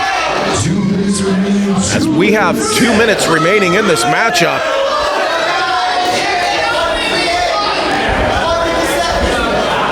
Jeremy Wyatt looking to go for possibly a middle rope suplex. Fires off some shots to try to weaken Mike Outlaw. I know the Monarch going to the top rope for possibly a superplex. Will he hit it? Superplex by the Monarch. Jeremy Wyatt sends both men crashing down to the canvas.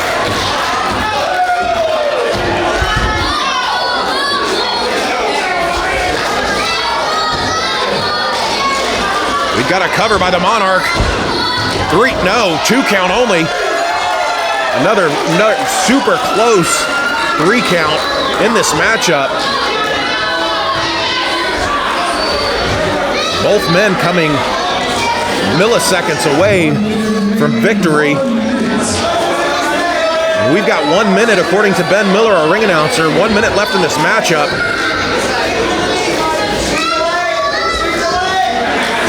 Coronation pile driver attempt by the champion, but Mike Outlaw breaks free. A leg whip by the champion, or I'm sorry, by the challenger, into a half crab. He's got it in good position. We've got 30 seconds left, and Mike Outlaw takes Jeremy Wyatt to the center of the ring. He is torquing back on that half crab. Could this be the end of the reign of the Monarch Jeremy Wyatt? Is he gonna tap out? Mike Outlaw pulling the champion right back into the center of the ring. The champion fighting through the pain. And there's the bell, and Jeremy Wyatt tapping out just seconds after the bell rang. I don't believe this.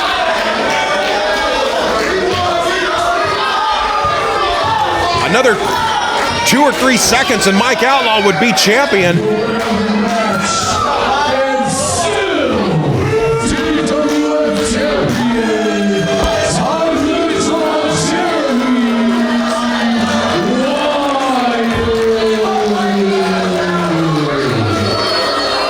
That's not a draw, fans. Ben Miller a little confused there on the referee's ruling.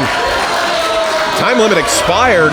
Mike Outlaw unable to capture the DWF Championship.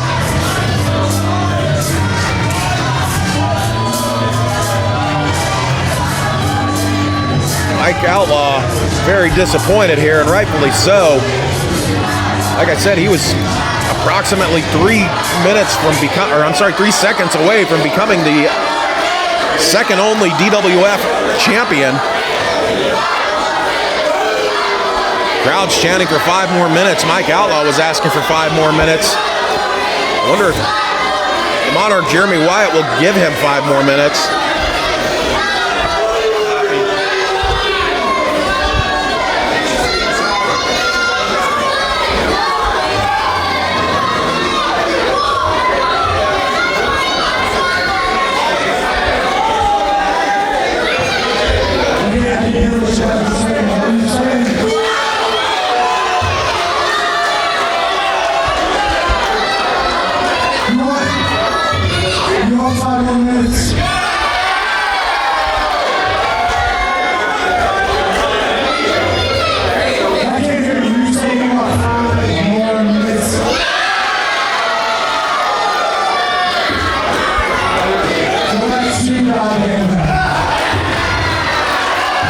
Champion not going to give 5 more minutes to the challenger, Mike Outlaw.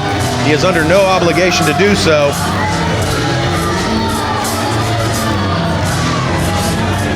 The disappointment in that man, Mike Outlaw, has to be tremendous. I can't imagine this is the last time we will see Mike Outlaw in a championship matchup.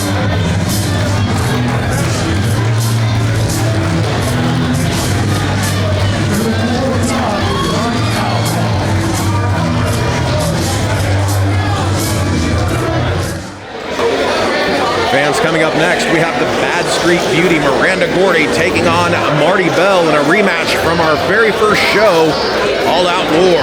Let's get down to Ben Miller for introductions. Before we get to our next match, I want to thank our sponsors, Warriors Academy, Howletts Stay, Garrett and Levitt. We have Up Down Kansas City, top to bottom cleaning services, King K, Landlocked Tattoo, and Classic Tattoo and Body Piercing. Give a big round of applause to our sponsors. All right, are you guys ready for a special women's match? All right, the following contest is scheduled for one fall with a 20-minute time limit.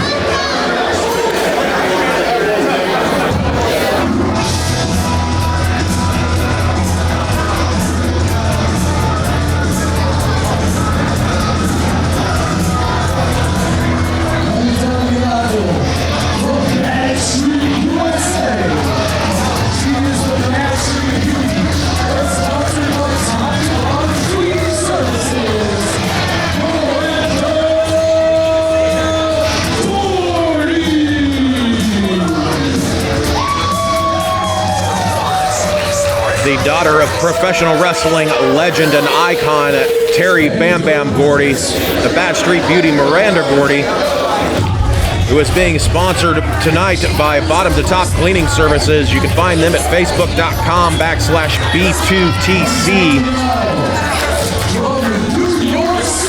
We'll be battling this woman, Marti Belle.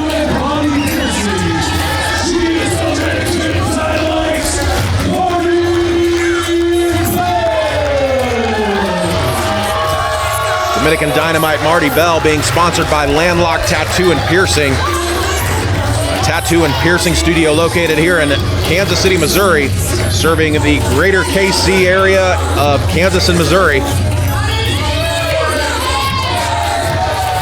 You can reach them at landlockedkc.com for all your tattooing and piercing needs.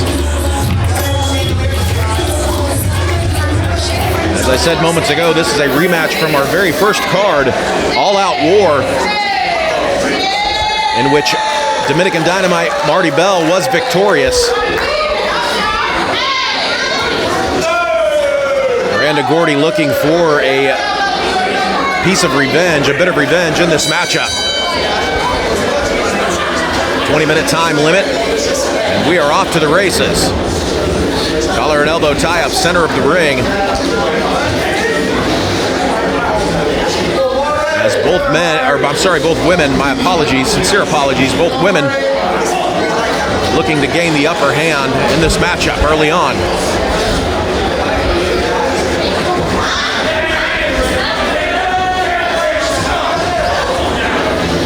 Gordy taking Belle back into the corner.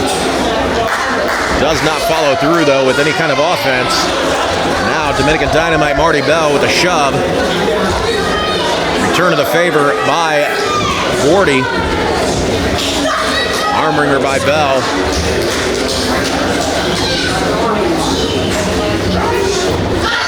Reversal by Gordy into a hammerlock.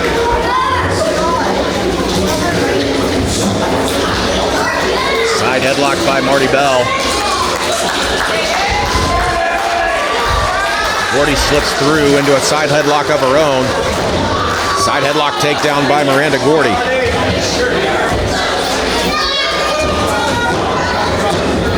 Belle with a pin attempt, only gets a 2 count. As both competitors get back up to the vertical base.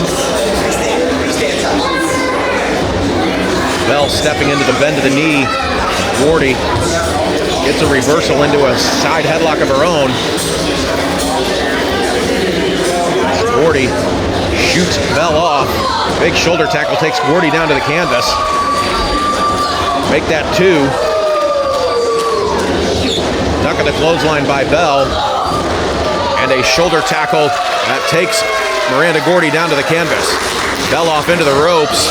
Fires up a big strike with that knee and shin. Right to the chest of the Bad Street Beauty, Miranda Gordy. Belle charging forward, but Gordy wisely getting out of the way, taking a breather on the outside there. Reassessing her game plan against Dominican Dynamite Marti Belle.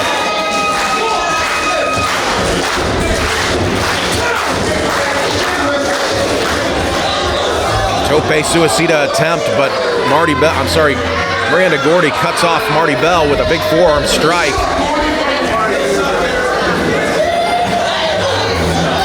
Big forearm to the chest and a knife edge chop courtesy of the Bad Street Beauty, Miranda Gordy. Gordy introducing Belle into that, face first into that canvas. Fires off a knife edge chop that was almost to the throat. Overhand chop by Marti Belle. And a forearm shot follows up, rocks Gordy. Another overhand chop by Dominica Dynamite. And make that a second in this series of chops. Whip reversal, no. Belle goes right hard into those steel barricades there on the outside. You see, that is a hard landing for Marti Belle, and it will definitely change the complexion of this matchup.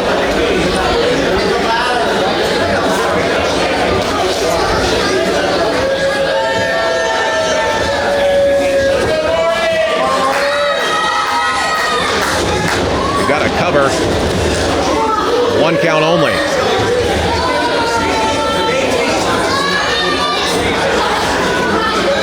Rear chinlock is Gordy just torquing back on the neck of Marti Belle. Just slams her down face first into the canvas.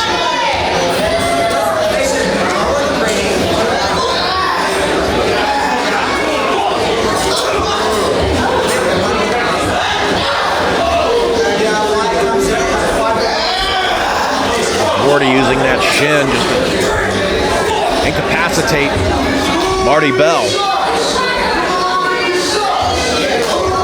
Belle fires off with a quick shot to the breadbasket and a forearm shot to the jaw. Make that two.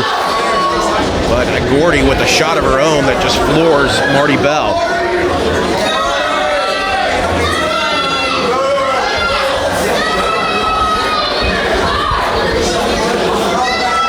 Gordy bringing Belle up to a vertical base. Suplex attempt. No. Drops Belle face first into the canvas. Now a little bit of showboating and gloating by Miranda Gordy.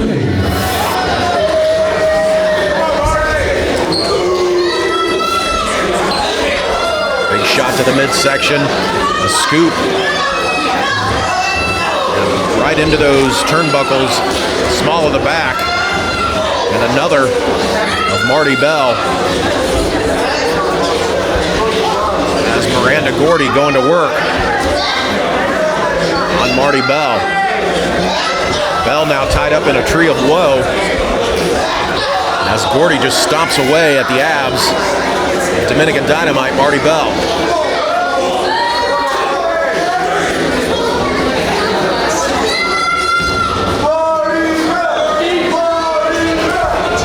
Got a cover by Gordy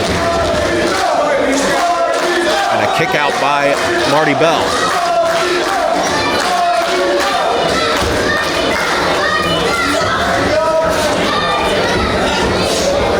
Lock clothesline by Belle. Both women down.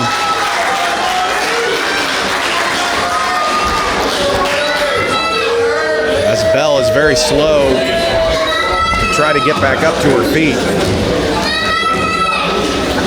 As Gordy approaches, a big forearm shot. Return to the favor by Belle. Both women now exchanging blows, center of the ring.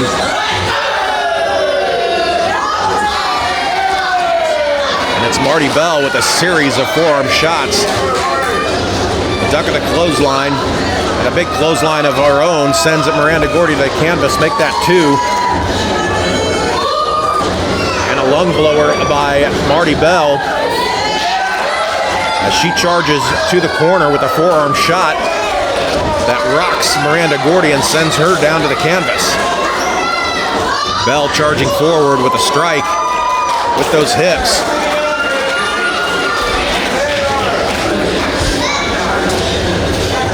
Got a cover by Belle. Good for a 2 count.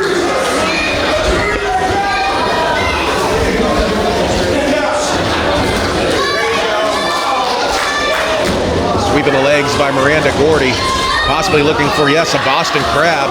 She doesn't have it quite locked in, and Belle was able to fight her way out of it. Butterfly attempt, no. Clothesline, short arm clothesline sends Marti Belle down to the canvas. We've got a hook of the leg and a cover by Gordy. 2 count only.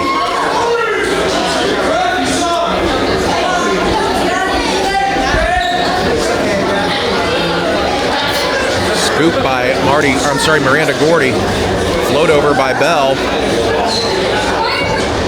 And she just drives the face of Miranda Gordy down to the canvas. My apologies.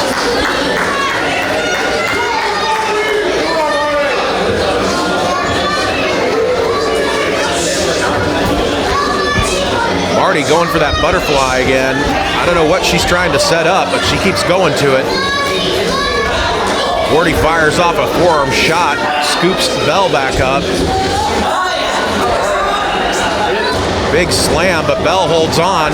2 and 3, that'll do it. The winner of this matchup, who goes 2-0 here in Central States Wrestling over Miranda Gordy, Dominican Dynamite, Marti Belle.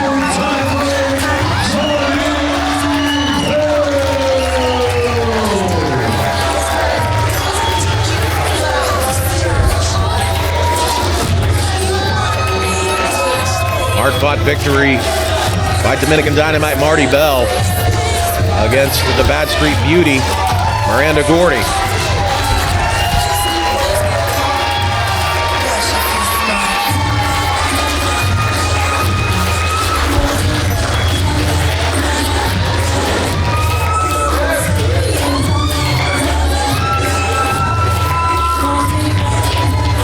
Fans, I'm being told we have words from Mike Outlaw back in the locker room. We're going to go back to the back and see what Mike Outlaw has to say.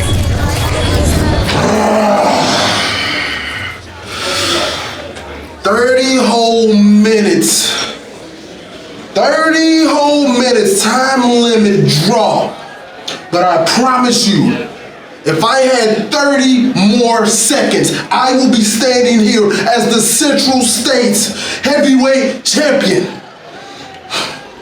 Jeremy Wyatt may still be the champion. He didn't lose, but he also didn't win. So on June 18th, Jeremy Wyatt, you have to see me again. I am issuing out the challenge. Me and you, no time limit. And this time, when I hook in that Boston Crab, that half crab, I'm gonna hold on as long as I can. I don't care if it's another 30 minutes, another hour, or a whole nother day. You will tap out.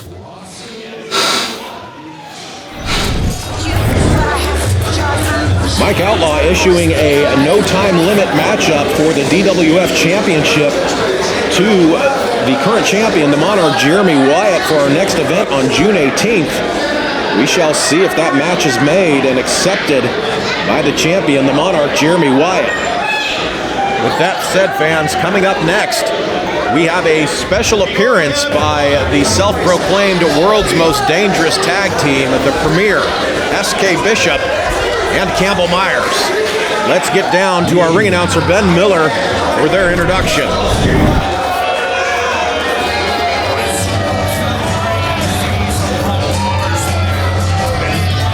Well, I thought we were going to Ben Miller for an introduction, but we've got Roscoe Leach coming to the ringside area. This was supposed to be a special appearance by the Premier. I'm not 100% sure what Roscoe Leach is doing out here, but we're about to find out. This microphone stinks. Smells like your upper lip, Gabe. Stinks just as bad as all you losers sitting out here. Now let me tell you people something. The LTA works with nothing but the best of the best. And that's why I'm going out and gotten the hottest, youngest, most exciting tag team in the CSW today.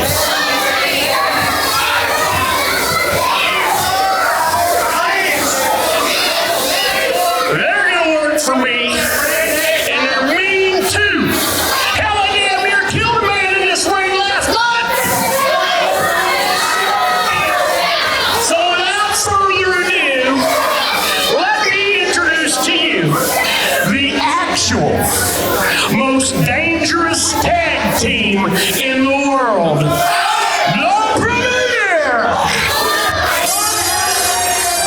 Oh, you have got to be kidding me.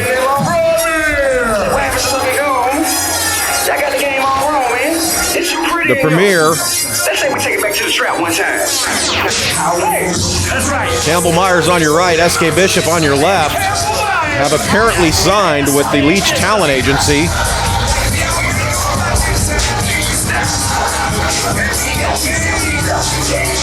They're also being referred to as the world's most dangerous tag team, a moniker that was once carried by the Howletts.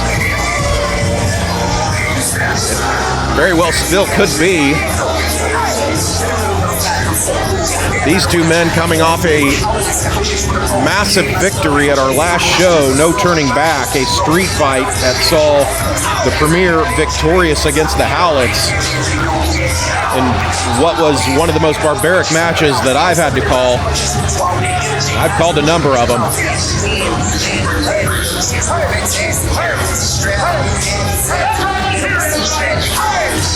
The Premier, prior to last month, were no question about it fan favorites, but after their actions at our last event during that street fight, the crowd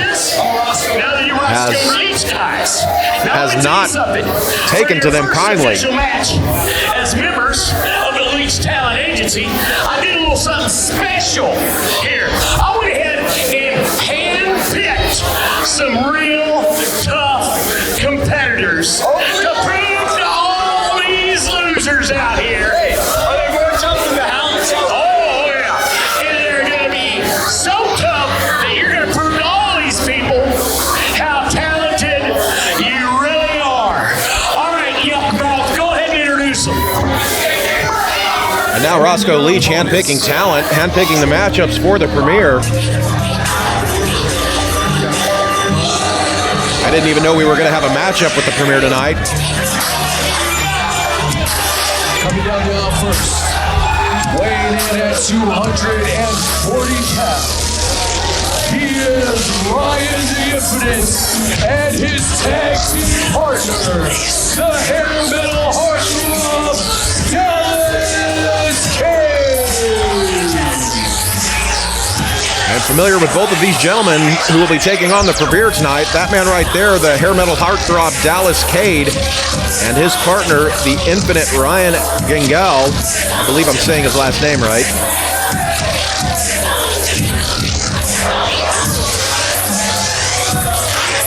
A formidable team. I'm not sure that they have teamed up together before, but they were handpicked by Roscoe Leach to take on the Premier in this, our next matchup at Strapped.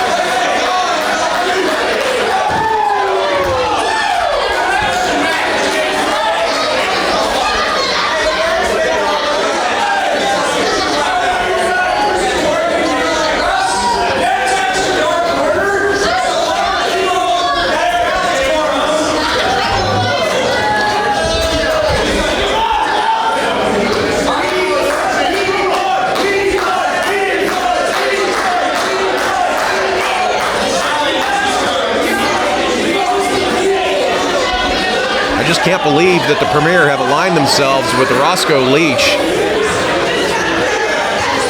They're changing attitude just over the last couple of months. Well, last month really, it was 5 weeks ago when the Premier battled the Howletts in that street fight.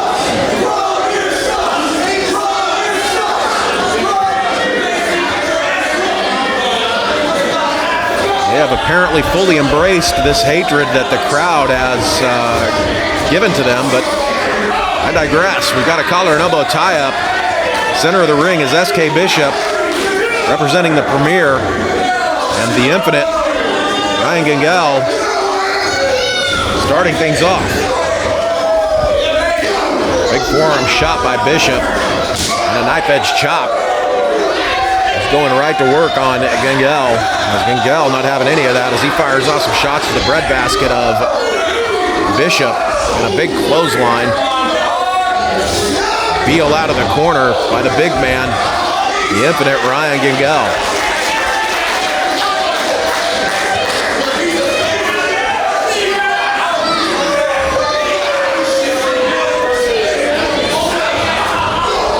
Knee strike by Bishop. Forearm strike. Bishop into the ropes, full head of steam, ducks a clothesline. Comes off with a cross body block, but he's caught by the Infinite. Infinite tagging in, no follow-away slam. Thought he was going to tag in his partner, Dallas Cade. Big scoop, and dumped into the corner goes Campbell Myers. Tag into Dallas Cade. Cade charges in with a big clothesline and a back elbow and another clothesline. And so far, this impromptu team of Dallas Cade, the hair metal heartthrob, and the Infinite Ryan Gagel are looking very good. Reversal by Campbell Myers. Cartwheel by Cade. A big flapjack that just plants Campbell Myers down to the canvas.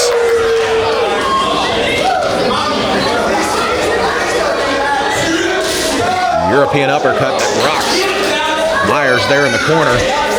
Arm wringer by Cade. Irish whip, no reversal. Myers charges forward, catches the boots of Cade.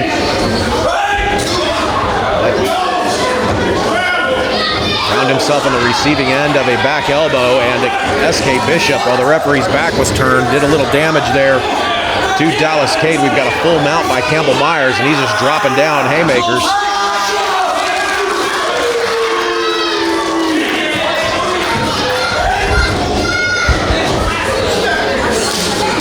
Quick tag to S.K. Bishop. Snapmare by Campbell Myers. A big kick right to the temple of Dallas Cade. We've got a cover by Bishop. 2 count only. Full mount by Bishop. As Cade tries to block these shots, they're just being rained down on him. Bishop up with a stomp. He goes over to the corner, and that'll bring in the Infinite Ryan Gagel. Big scoop by S.K. Bishop and a slam right into the Premier's corner. Tag into Campbell Myers. Slingshot senton, nicely done by Campbell Myers. Quick tags and a slingshot, another slingshot senton, this time by Bishop.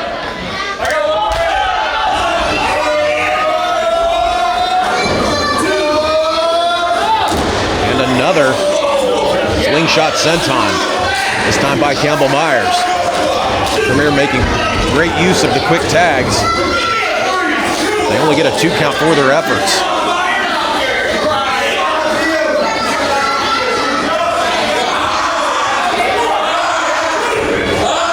Campbell Myers grinding that leg into the... Now, there we go.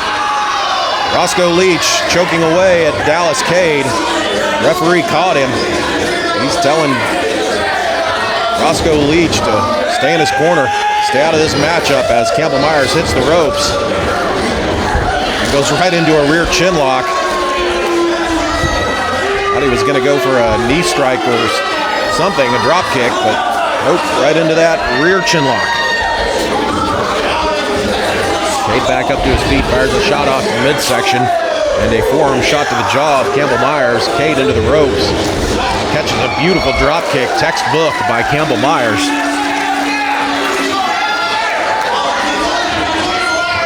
Got a hook of the leg and a cover. 2 count only. The Premier are fantastic. Let me preface it by saying, say what you will about the Premier. Both Campbell Myers and S.K. Bishop are phenomenal athletes. And that will be evident here in this matchup. Myers into the ropes. He gets caught by Cade. Big side slam by Dallas Cade. As Cade now reaching out to his partner, Ryan Gagel, trying to make that tag, but Bishop makes the tag. He's kicked off by Cade. Actually, the referee didn't see the tag.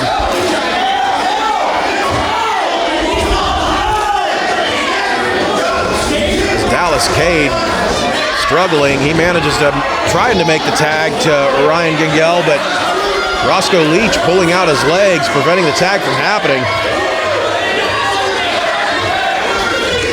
And a big super kick greets Ryan Gagel on the outside.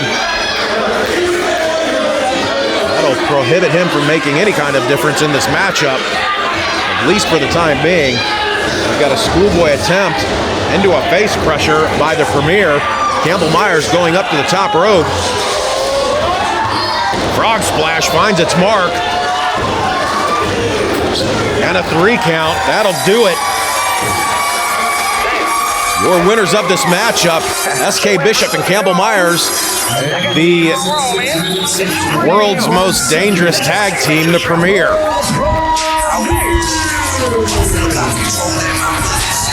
With their new manager, Roscoe Leach.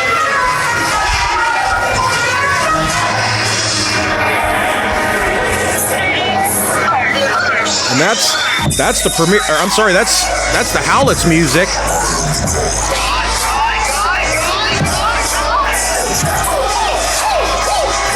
And there's Coach Frass Azab.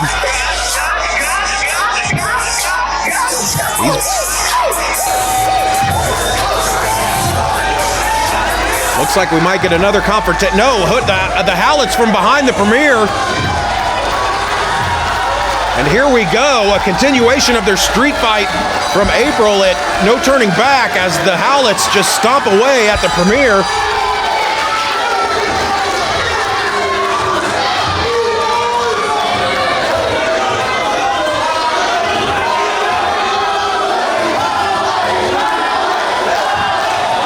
And the Howletts, Hoodie Howlett just leveling Trinity Talent, an official here with CSW. That's not going to bode well for him.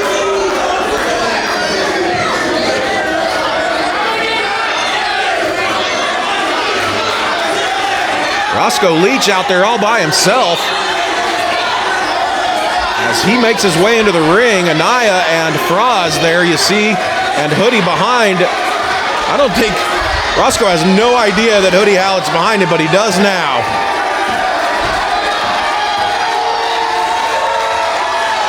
Roscoe is in a world of trouble at this moment. Huge clothesline by Hoodie Howlett sends Roscoe Leach crashing down to the canvas.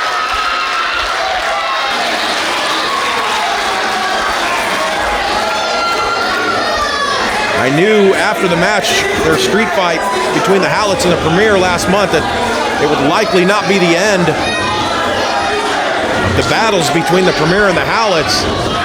I didn't think we'd see this tonight as Hoodie Howlett is all over Roscoe Leach. He's got him locked in, a rear naked choke locked in, and we've got officials trying to separate Hoodie Howlett from Roscoe Leach. As now Anaya Howlett is doing his best to break this rear naked choke and calm his brother Hoodie down.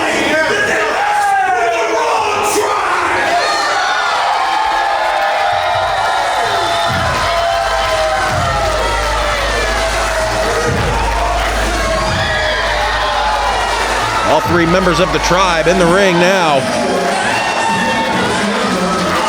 Hoodie and Anaya Howlett, along with Coach Frass.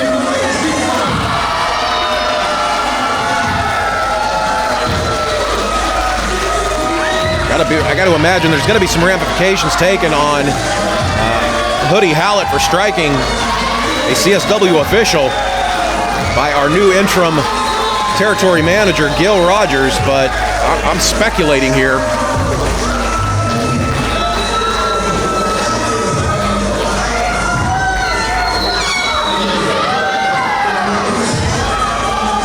Just when you think things reach a fever pitch in a street fight between the Premier and the Howletts, it just gets worse and worse. Who knows what's next for both of these teams?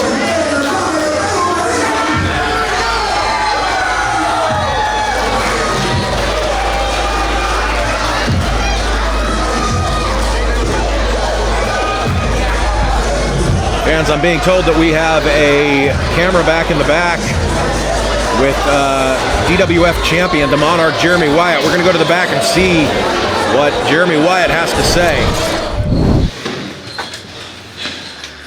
Hey, Jeremy Wyatt. So what do you think about the match happening on June 18th?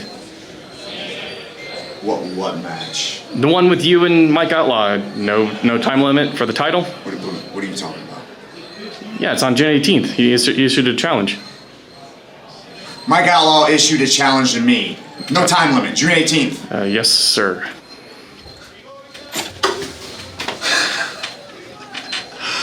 Oh man, so what do we do around here? We just let the inmates run the asylum? Moral victory, 30-minute time limit draw. See, I'm the champion. You have to beat me, I don't have to beat you. But that's fine, that's fine. No time limit, okay. Brother, I don't know if you know who you're stepping in the ring with, but I'm a goddamn Iron Man. 30 minutes, 60 minutes, all goddamn day, it doesn't matter. 30 minutes wasn't long enough. That's fine. Next time we step foot in the ring, the king of Kansas City is gonna leave you laying with a coronation pile driver. Now get out of my face. All right, now! Okay, thank you. It looks like we're going to have a main event. No time limit. Mike Outlaw versus the Monarch, Jeremy Wyatt, for the DWF Championship at our next event on June 18th. The fans coming up next, we have a three-way matchup that will see Luigi Primo, the big strong boy Ethan Price, and Dan the Dad square off in this our next matchup at Strapped. Let's get down to our ring announcer Ben Miller for the introductions. All right, this match is scheduled for one fall. With a 20-minute time limit.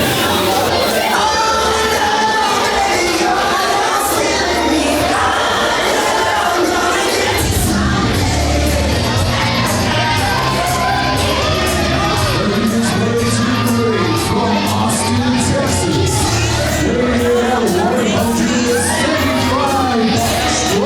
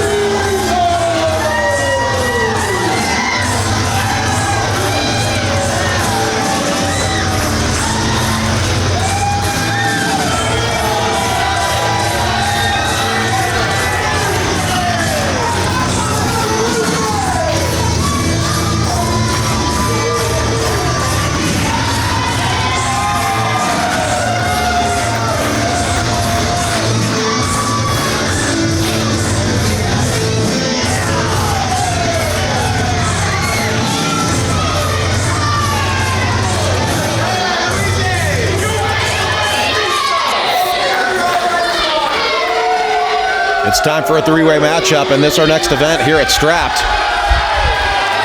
As that man, Luigi Primo, takes on the big strong boy, Ethan Price, and Dan the Dad. Luigi Primo, very popular wrestler here in CSW, as is Dan the Dad. I wish I could say the same for the big strong boy, Ethan Price. But that is not the case. We've got the bell. Referee for this matchup, Adam Kennedy.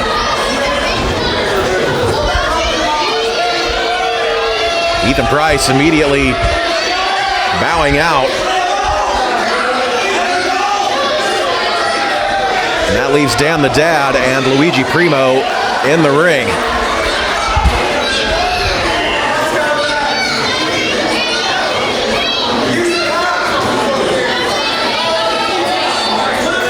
Luigi twirling his pizza dough and Dan the Dad with a cup of coffee. Not sure those, I'm quite certain those aren't legal weapons in professional wrestling, and they probably should be tossed out of the ring, but here we are.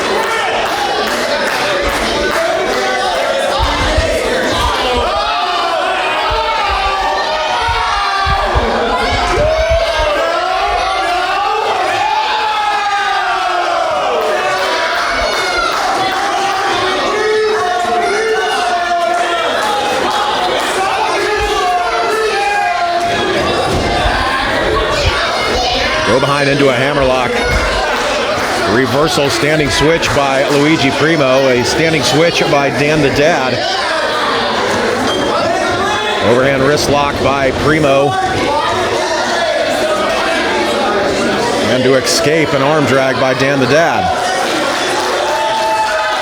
And here we have a big strong boy, Ethan Price, on the top rope. He catches two fists to the breadbasket for his efforts, courtesy of Luigi Primo and Dan the Dad. Whip into the ropes goes big strong boy, and a big double back body drop sends him crashing down to the canvas.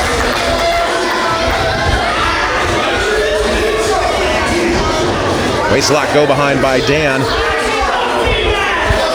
Luigi tossing that dough, providing a bit of a distraction as Dan lets go of that rear waistlock. Into the ropes goes Primo. Shoulder tackle. And Luigi showing why he is the best pizza chef. Hip up by Primo, back to his feet. Arm drag takedown by Primo. Make that two as he keeps a hold of his pizza dough. Big overhand chop by Primo. Scaling the ropes, nicely done by Luigi Primo. Ethan Price now into the ring, catches an arm drag. And a snapmare by Primo. And that pizza dough just slapped across the back of the big strong boy, Ethan Price. Primo now going to work with a nerve hold on the traps of Ethan Price. Snapmare by Price, breaks free. Duck at the clothesline by Primo. Up and over, face first, goes Luigi Primo, and a boot right to the side of the face of Primo, courtesy of Ethan Price.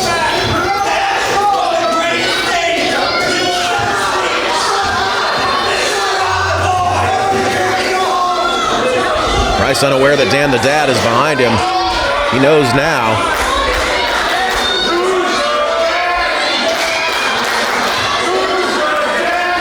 Price with a wild swing. And a little dad humor out of Dan the Dad, as he now with a schoolboy. 2 count only. Front face lock. High vertical suplex, textbook by Dan the Dad. He's letting all that blood rush to the head of Ethan Price. Price screaming as he is taken right down to the canvas with that suplex. We've got a cover. 2 count only. This three-way matchup is one fall to a finish with a 20-minute time limit. It is not elimination rules. Dan the Dad charging in, back elbow, greets Ethan Price. Irish whip, no reversal by Price. Luigi Primo back in the ring, but he's shoved into the corner that Dan is in. Catches a forearm and back out of the ring he goes. Ethan Price charges through with a big clothesline. Up and over he goes. Middle rope bulldog. Nicely done up by the big strong boy Ethan Price. We've got a cover. 2 count only.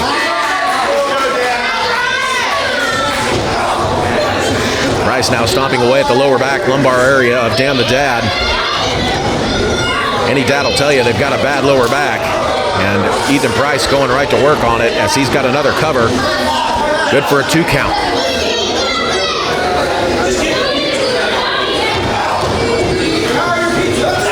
Forearm shot greets Luigi Primo, sends him back outside of the ring.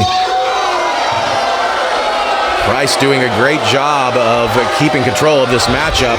Inside cradle. 2 count only by Dan the Dad, or for Dan the Dad. Standing sidekick to the breadbasket and a European uppercut. And a big clothesline levels Dan the Dad. Price with the cover only gets a 2 count.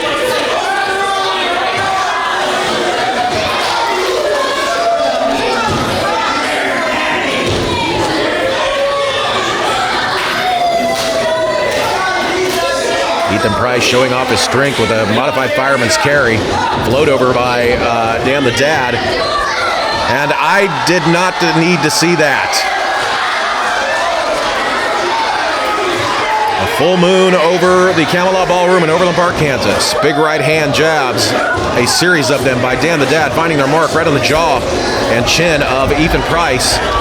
As behind you see Luigi Primo struggling to get back into the ring. A big windup by Dan the Dad, but he's cut off with a kick to the midsection by Ethan Price. Luigi Primo now with that pizza dough right into the face of Price, and a big right hand sends Ethan Price down to the canvas. Dan the Dad charges in, catches a shoulder of the breadbasket. Up and over goes Luigi Primo. Primo into the ropes, ducks a clothesline, and comes off with a flying forearm that takes Dan the Dad down to the canvas.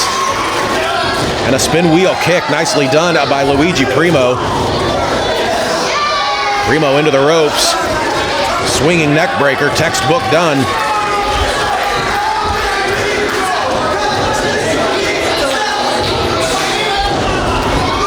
Primo with a series of somersaults to the chest of Ethan Price.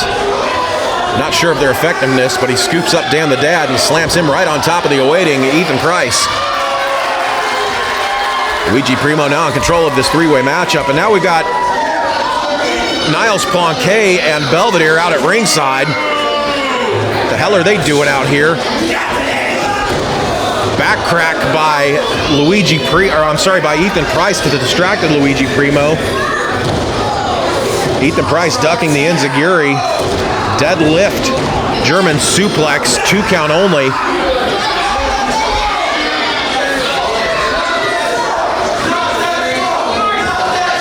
Ethan Price may be annoying to some people, but make no mistake about it, he is a great competitor in the ring. Fireman's carry by Price. Standing switch, Price with the waistlock, go behind waistlock, but he's greeted with an elbow courtesy of Dan the Dad. Dan sweeping out the leg of Ethan Price. What does Dan have in store? Looks like he's taking off his belt.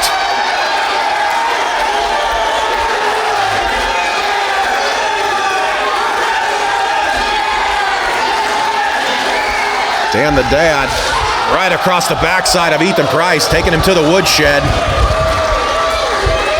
Fireman's carry by Dan. Trying to go for that backpack stunner. He hits it, backpack stunner. This should do it. We've got a cover, 2, and no Luigi Primo there to break it up.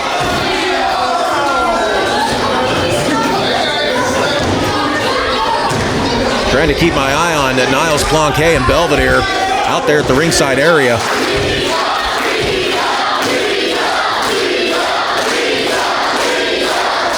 It appears thus far they are just there to scout out all 3 men. As Primo fires off a forearm shot, Dan the Dad returning the favor. Both men now exchanging a series of forearms right in the center of the ring. It looks like Luigi's getting the better of it. But now Belvedere up on the apron. He catches a double forearms from Luigi and Dan. Double boots to the gut of big strong boy Ethan Price. And Niles Planquet sweeping out the leg of Dan the Dad and slamming Dan the Dad head first into that steel post. And a forearm shot to Luigi Primo. Fireman's carry by Ethan Price into a slam. Big strong slam for a cover. 3, that'll do it. Thanks in part to those two men, Niles Planquet and Belvedere. The winner of this matchup, the big strong boy, Ethan Price.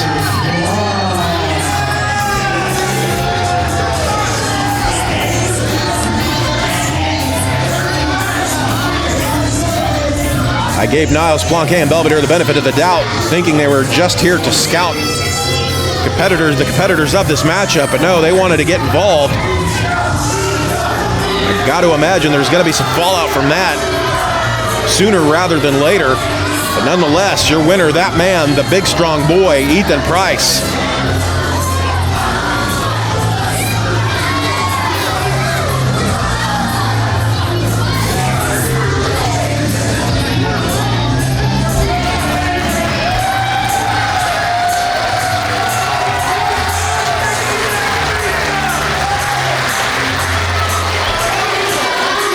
Fans, coming up next, it's time for our big main event, a leather strap match that will see the Kings Road Slayer, Derek Neal, taking on Moonshine Mantell with his manager, Greg Jovi.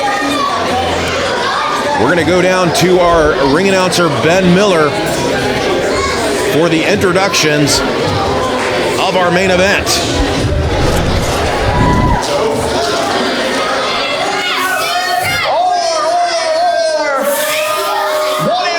Can take place right now because my name is Greg Jesus Jovi, and I have something on my mind, and I'm gonna say it out loud just to see how it feels.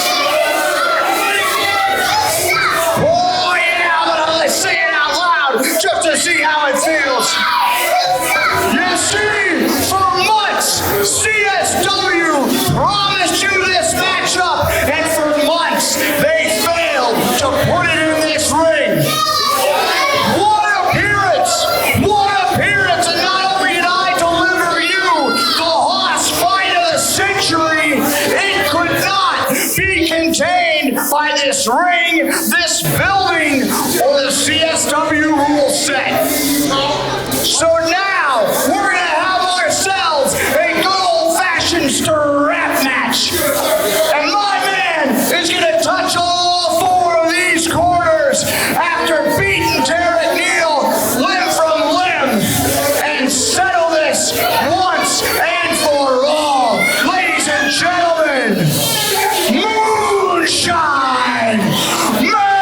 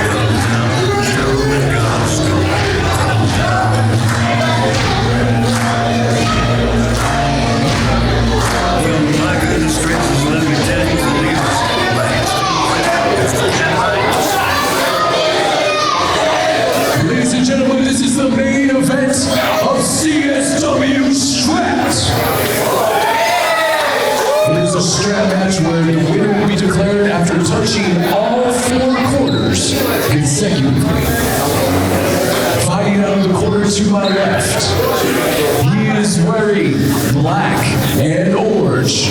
He is from the great state of Texas, 256 pounds. He is Moonshine Mantell.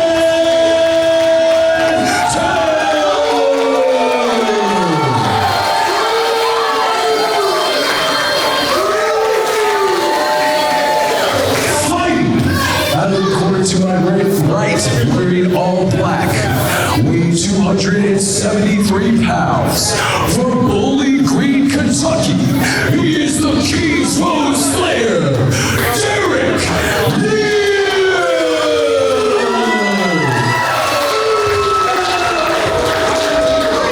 It's time for our main event, the leather strap match between two men who have zero love lost for one another. The Kings Road Slayer, Derek Neal, and Moonshine Mantell. Moonshine Mantell seemingly ducking all of the challenges of the Kings Road Slayer, Derek Neal, over the last several months. They had their first matchup, or their first meeting at our last show, no turning back. That went to a disqualification that led to this strap match challenge.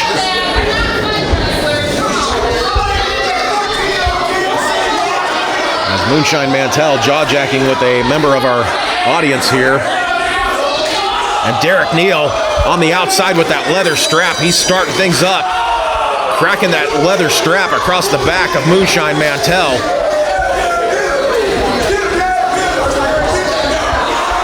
And now just using that strap to choke Moonshine Mantell as he drops away those left hands to the side of the face of Moonshine Mantell.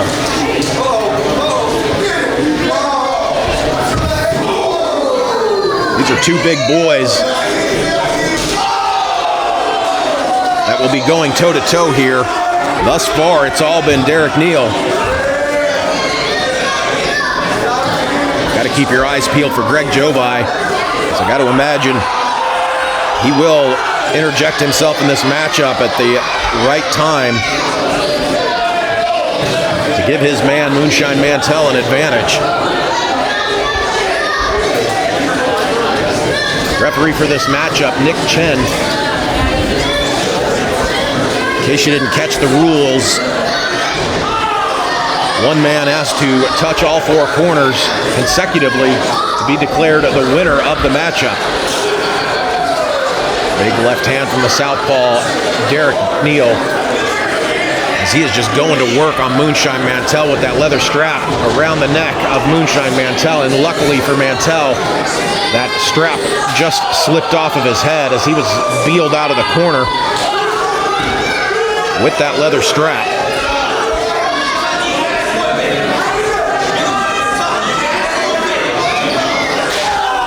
And Neal just bringing that strap down across the back of Moonshine Mantell. He is beating him like he owes him money. Now, Derek Neal with a series of stomps right to the chest of Mantell. Both men now in a tug of war. Neal fires off a kick to the face, right to the mouth of Mantell. Mantell being drug around by Neal, who got one turnbuckle, one corner touched. But now Mantell firing off some shots, getting in control of this matchup, mounting some offense with a big clothesline. Textbook belly-to-belly suplex plants Derek Neal right in the center of the ring. No pin attempt, as there are no pins in this matchup. As now Mantell stomping away at the chest and pectoral muscle of the Kings Road Slayer.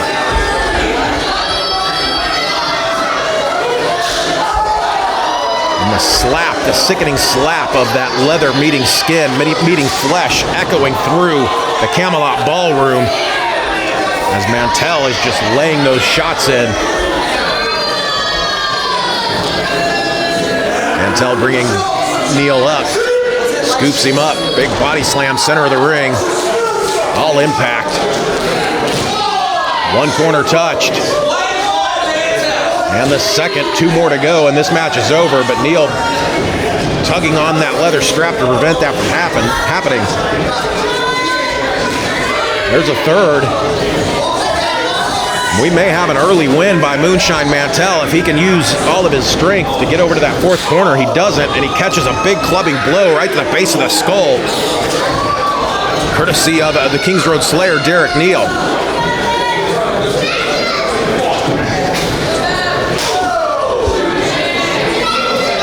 Big shot by Neal, rocking Moonshine Mantell, make that 2.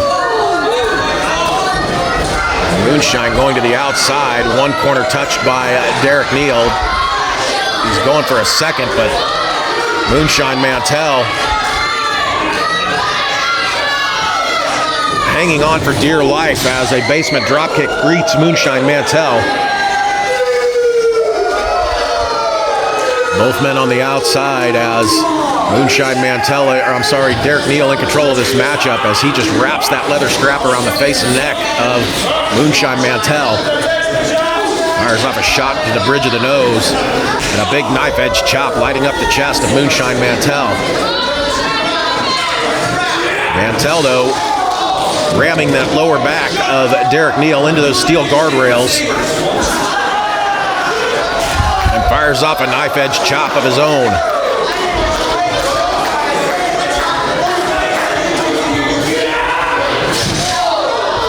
Mantell just slamming Neal down, throat first across those guardrails.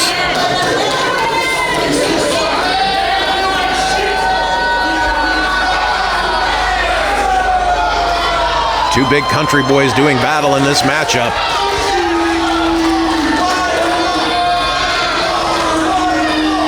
Mantell posturing to the crowd, getting them riled up. When you would think he would be focusing his offense on Derek Neal. Mantell back in the ring, slamming Derek Neal headfirst into that steel post. Both men have used that leather strap to their advantage, not only beating one another with it, but using it as leverage to cause additional damage.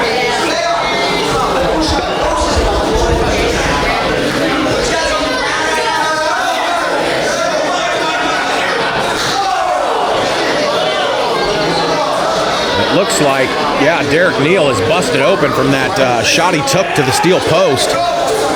Like a shark, Moonshine Mantell is just focusing on that wound, that open wound on the forehead of Derek Neal.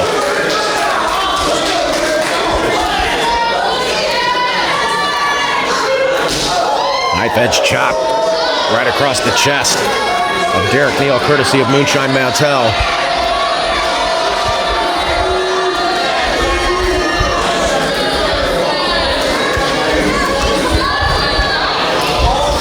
Mantell again looking maybe to pull. He pulls him right in, pulls Derek Neal right into that steel post again, further opening that wound, I would imagine. The Kings Road Slayer is in a bad way here in our main event.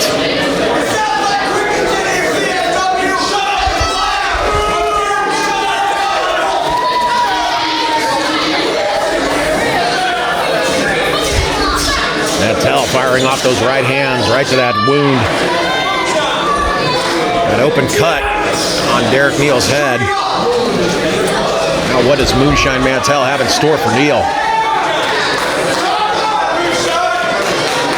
Mantell gathering up the slack of that strap and just crashing it down, slapping it down against the chest. Make that twice across the chest of Derek Neal. Derek Neal, a bloody mess.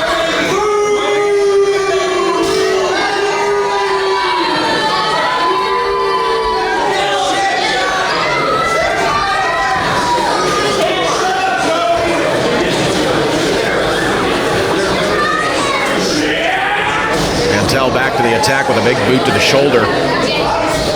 Make that 2, and a third for good measure, and a fourth. Now he's going right back to that cut on the forehead of Derek Neal. Neal going to the eyes, though, of Moonshine Mantell.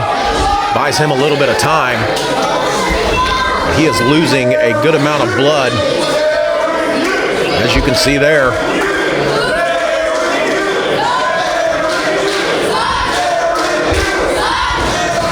Big boot by Mantell.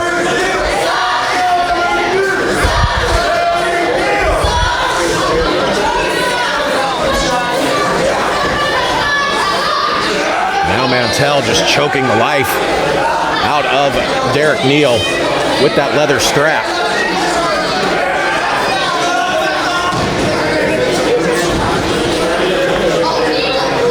Seems that both men are just hell-bent on inflicting as much punishment as they can to one another. Neither has gone for an attempted win by touching these corners. And again, Mantell with that strap right across the chest of Neal. And now, Moonshine Mantell, he made contact with one, make that two corners. And a third, he's one away from victory here. But Mantell has Derek Neal had Mantell in a precarious position there, preventing the fourth consecutive corner touch and prolonging this matchup. Now Derek Neal goes for one corner. Slow to go as he has taken on a wealth of punishment here in this matchup as he stomps away at Moonshine Mantell. There's two. But Mantell holding on to his boot, holding on to Neal's boot, trying to prevent him from touching any more corners. He's trying for that third. But Mantell holding on to those bottom ropes, preventing that from happening.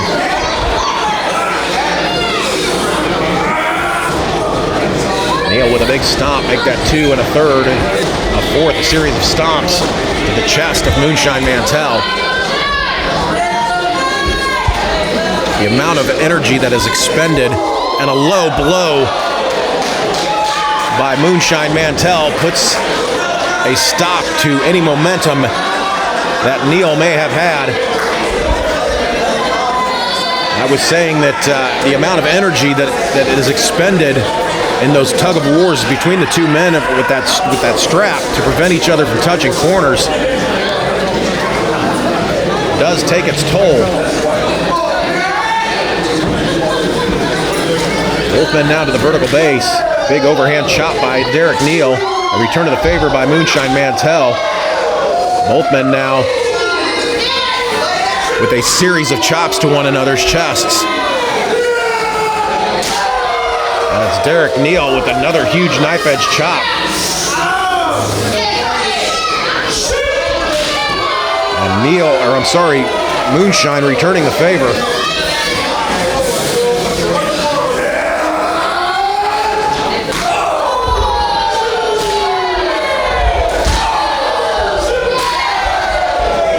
Both men running on pure adrenaline now as Moonshine Mantell goes to the eyes of Derek Neal.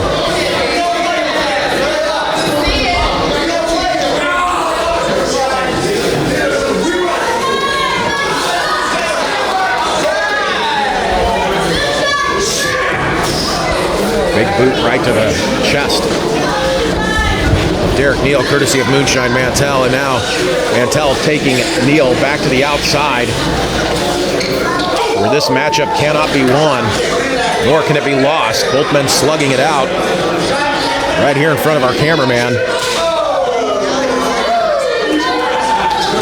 Both men going right back to those brutal, brutal chops.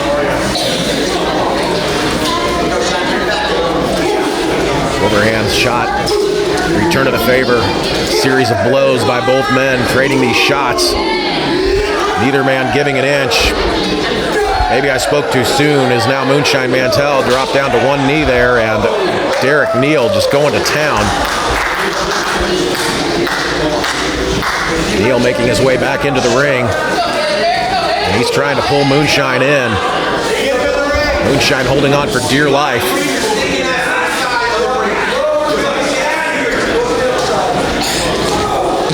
Big stomp right to the back, between the shoulder blades. Moonshine Mantell in a bad way now.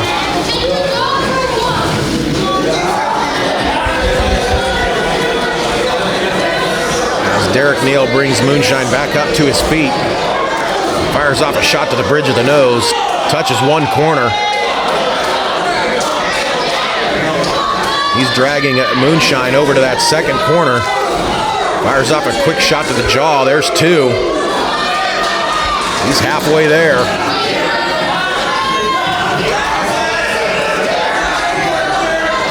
And another quick shot right to the mouth. And a third corner. And now Greg Jovi in the ring, preventing Derek Neal.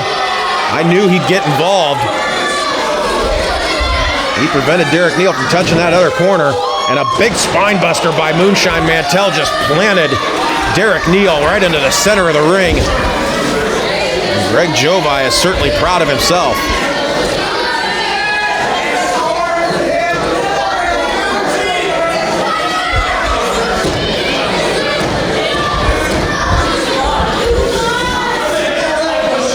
Moonshine now back in control of this matchup thanks to his manager Greg Jovi buying him some time. As Moonshine now wrapping the legs, wrapping that leather strap around the feet and ankles of Derek Neal. He's touched one corner. And there's two. He's going over to the third corner. Derek Neal trying to fight his way out of this. There's three. One more and this matchup's over with.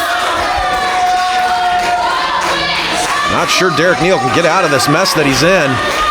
He's trying though.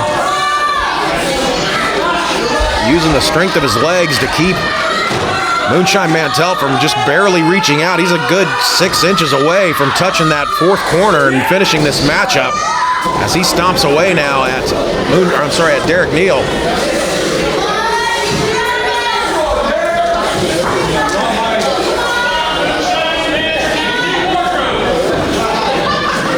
Front face lock by Moonshine Mantell, looking for a suplex, no reversal into a brainbuster. Nicely done by Derek Neal. Out of desperation, both men just splayed out on the canvas here.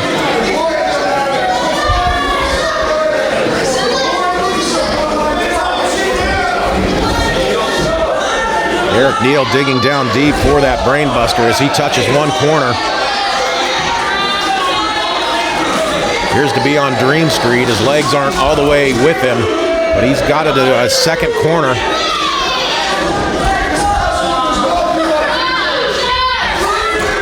Third corner, one more, and Derek Neal will win. And there's Greg Jovi again, inserting himself, preventing Derek Neal from touching the fourth corner. Derek Neal's got a look on his face that he's had enough of this, as he brings that strap across the back of Greg Jovi. Make that twice, and a third time. And Derek Neal going back for that fourth corner. Running knee strike that levels Moonshine Mantell, and there's the fourth corner. Your winner, the Kings Road Slayer, Derek Neal. In a brutal matchup here.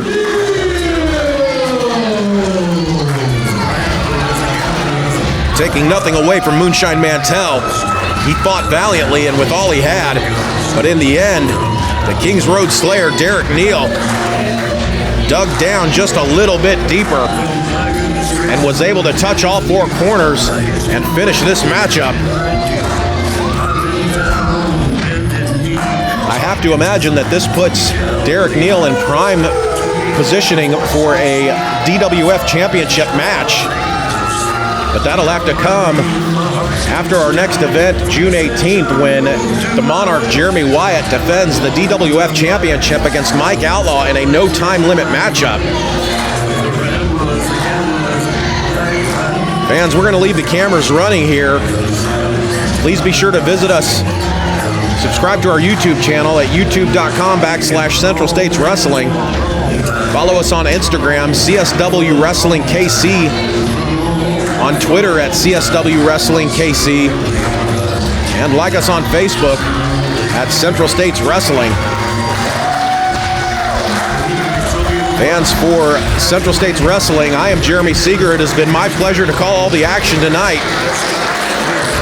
Thank you for watching. I want to thank all of our sponsors one more time. Landlocked Tattoo in Kansas City. Up Down KC. Bottom to Top Cleaning Services. Holnick, Stang, Garrigan, Levitt. The Warriors Academy. Kincaid KC. And all of our fans here at the Camelot Ballroom in Overland Park, Kansas. Don't forget to visit our website for all of our upcoming events at www.cswwrestling.com. Again, I'm Jeremy Seeger for Central States Wrestling. Fans, have a great night.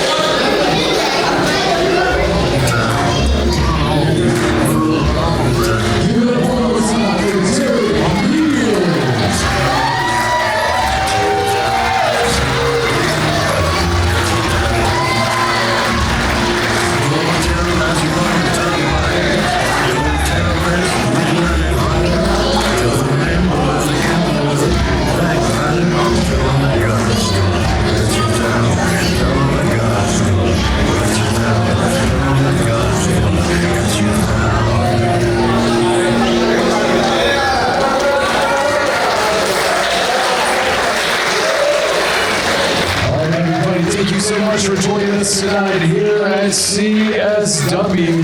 Don't forget to like and subscribe to our YouTube channel, CSW Wrestling.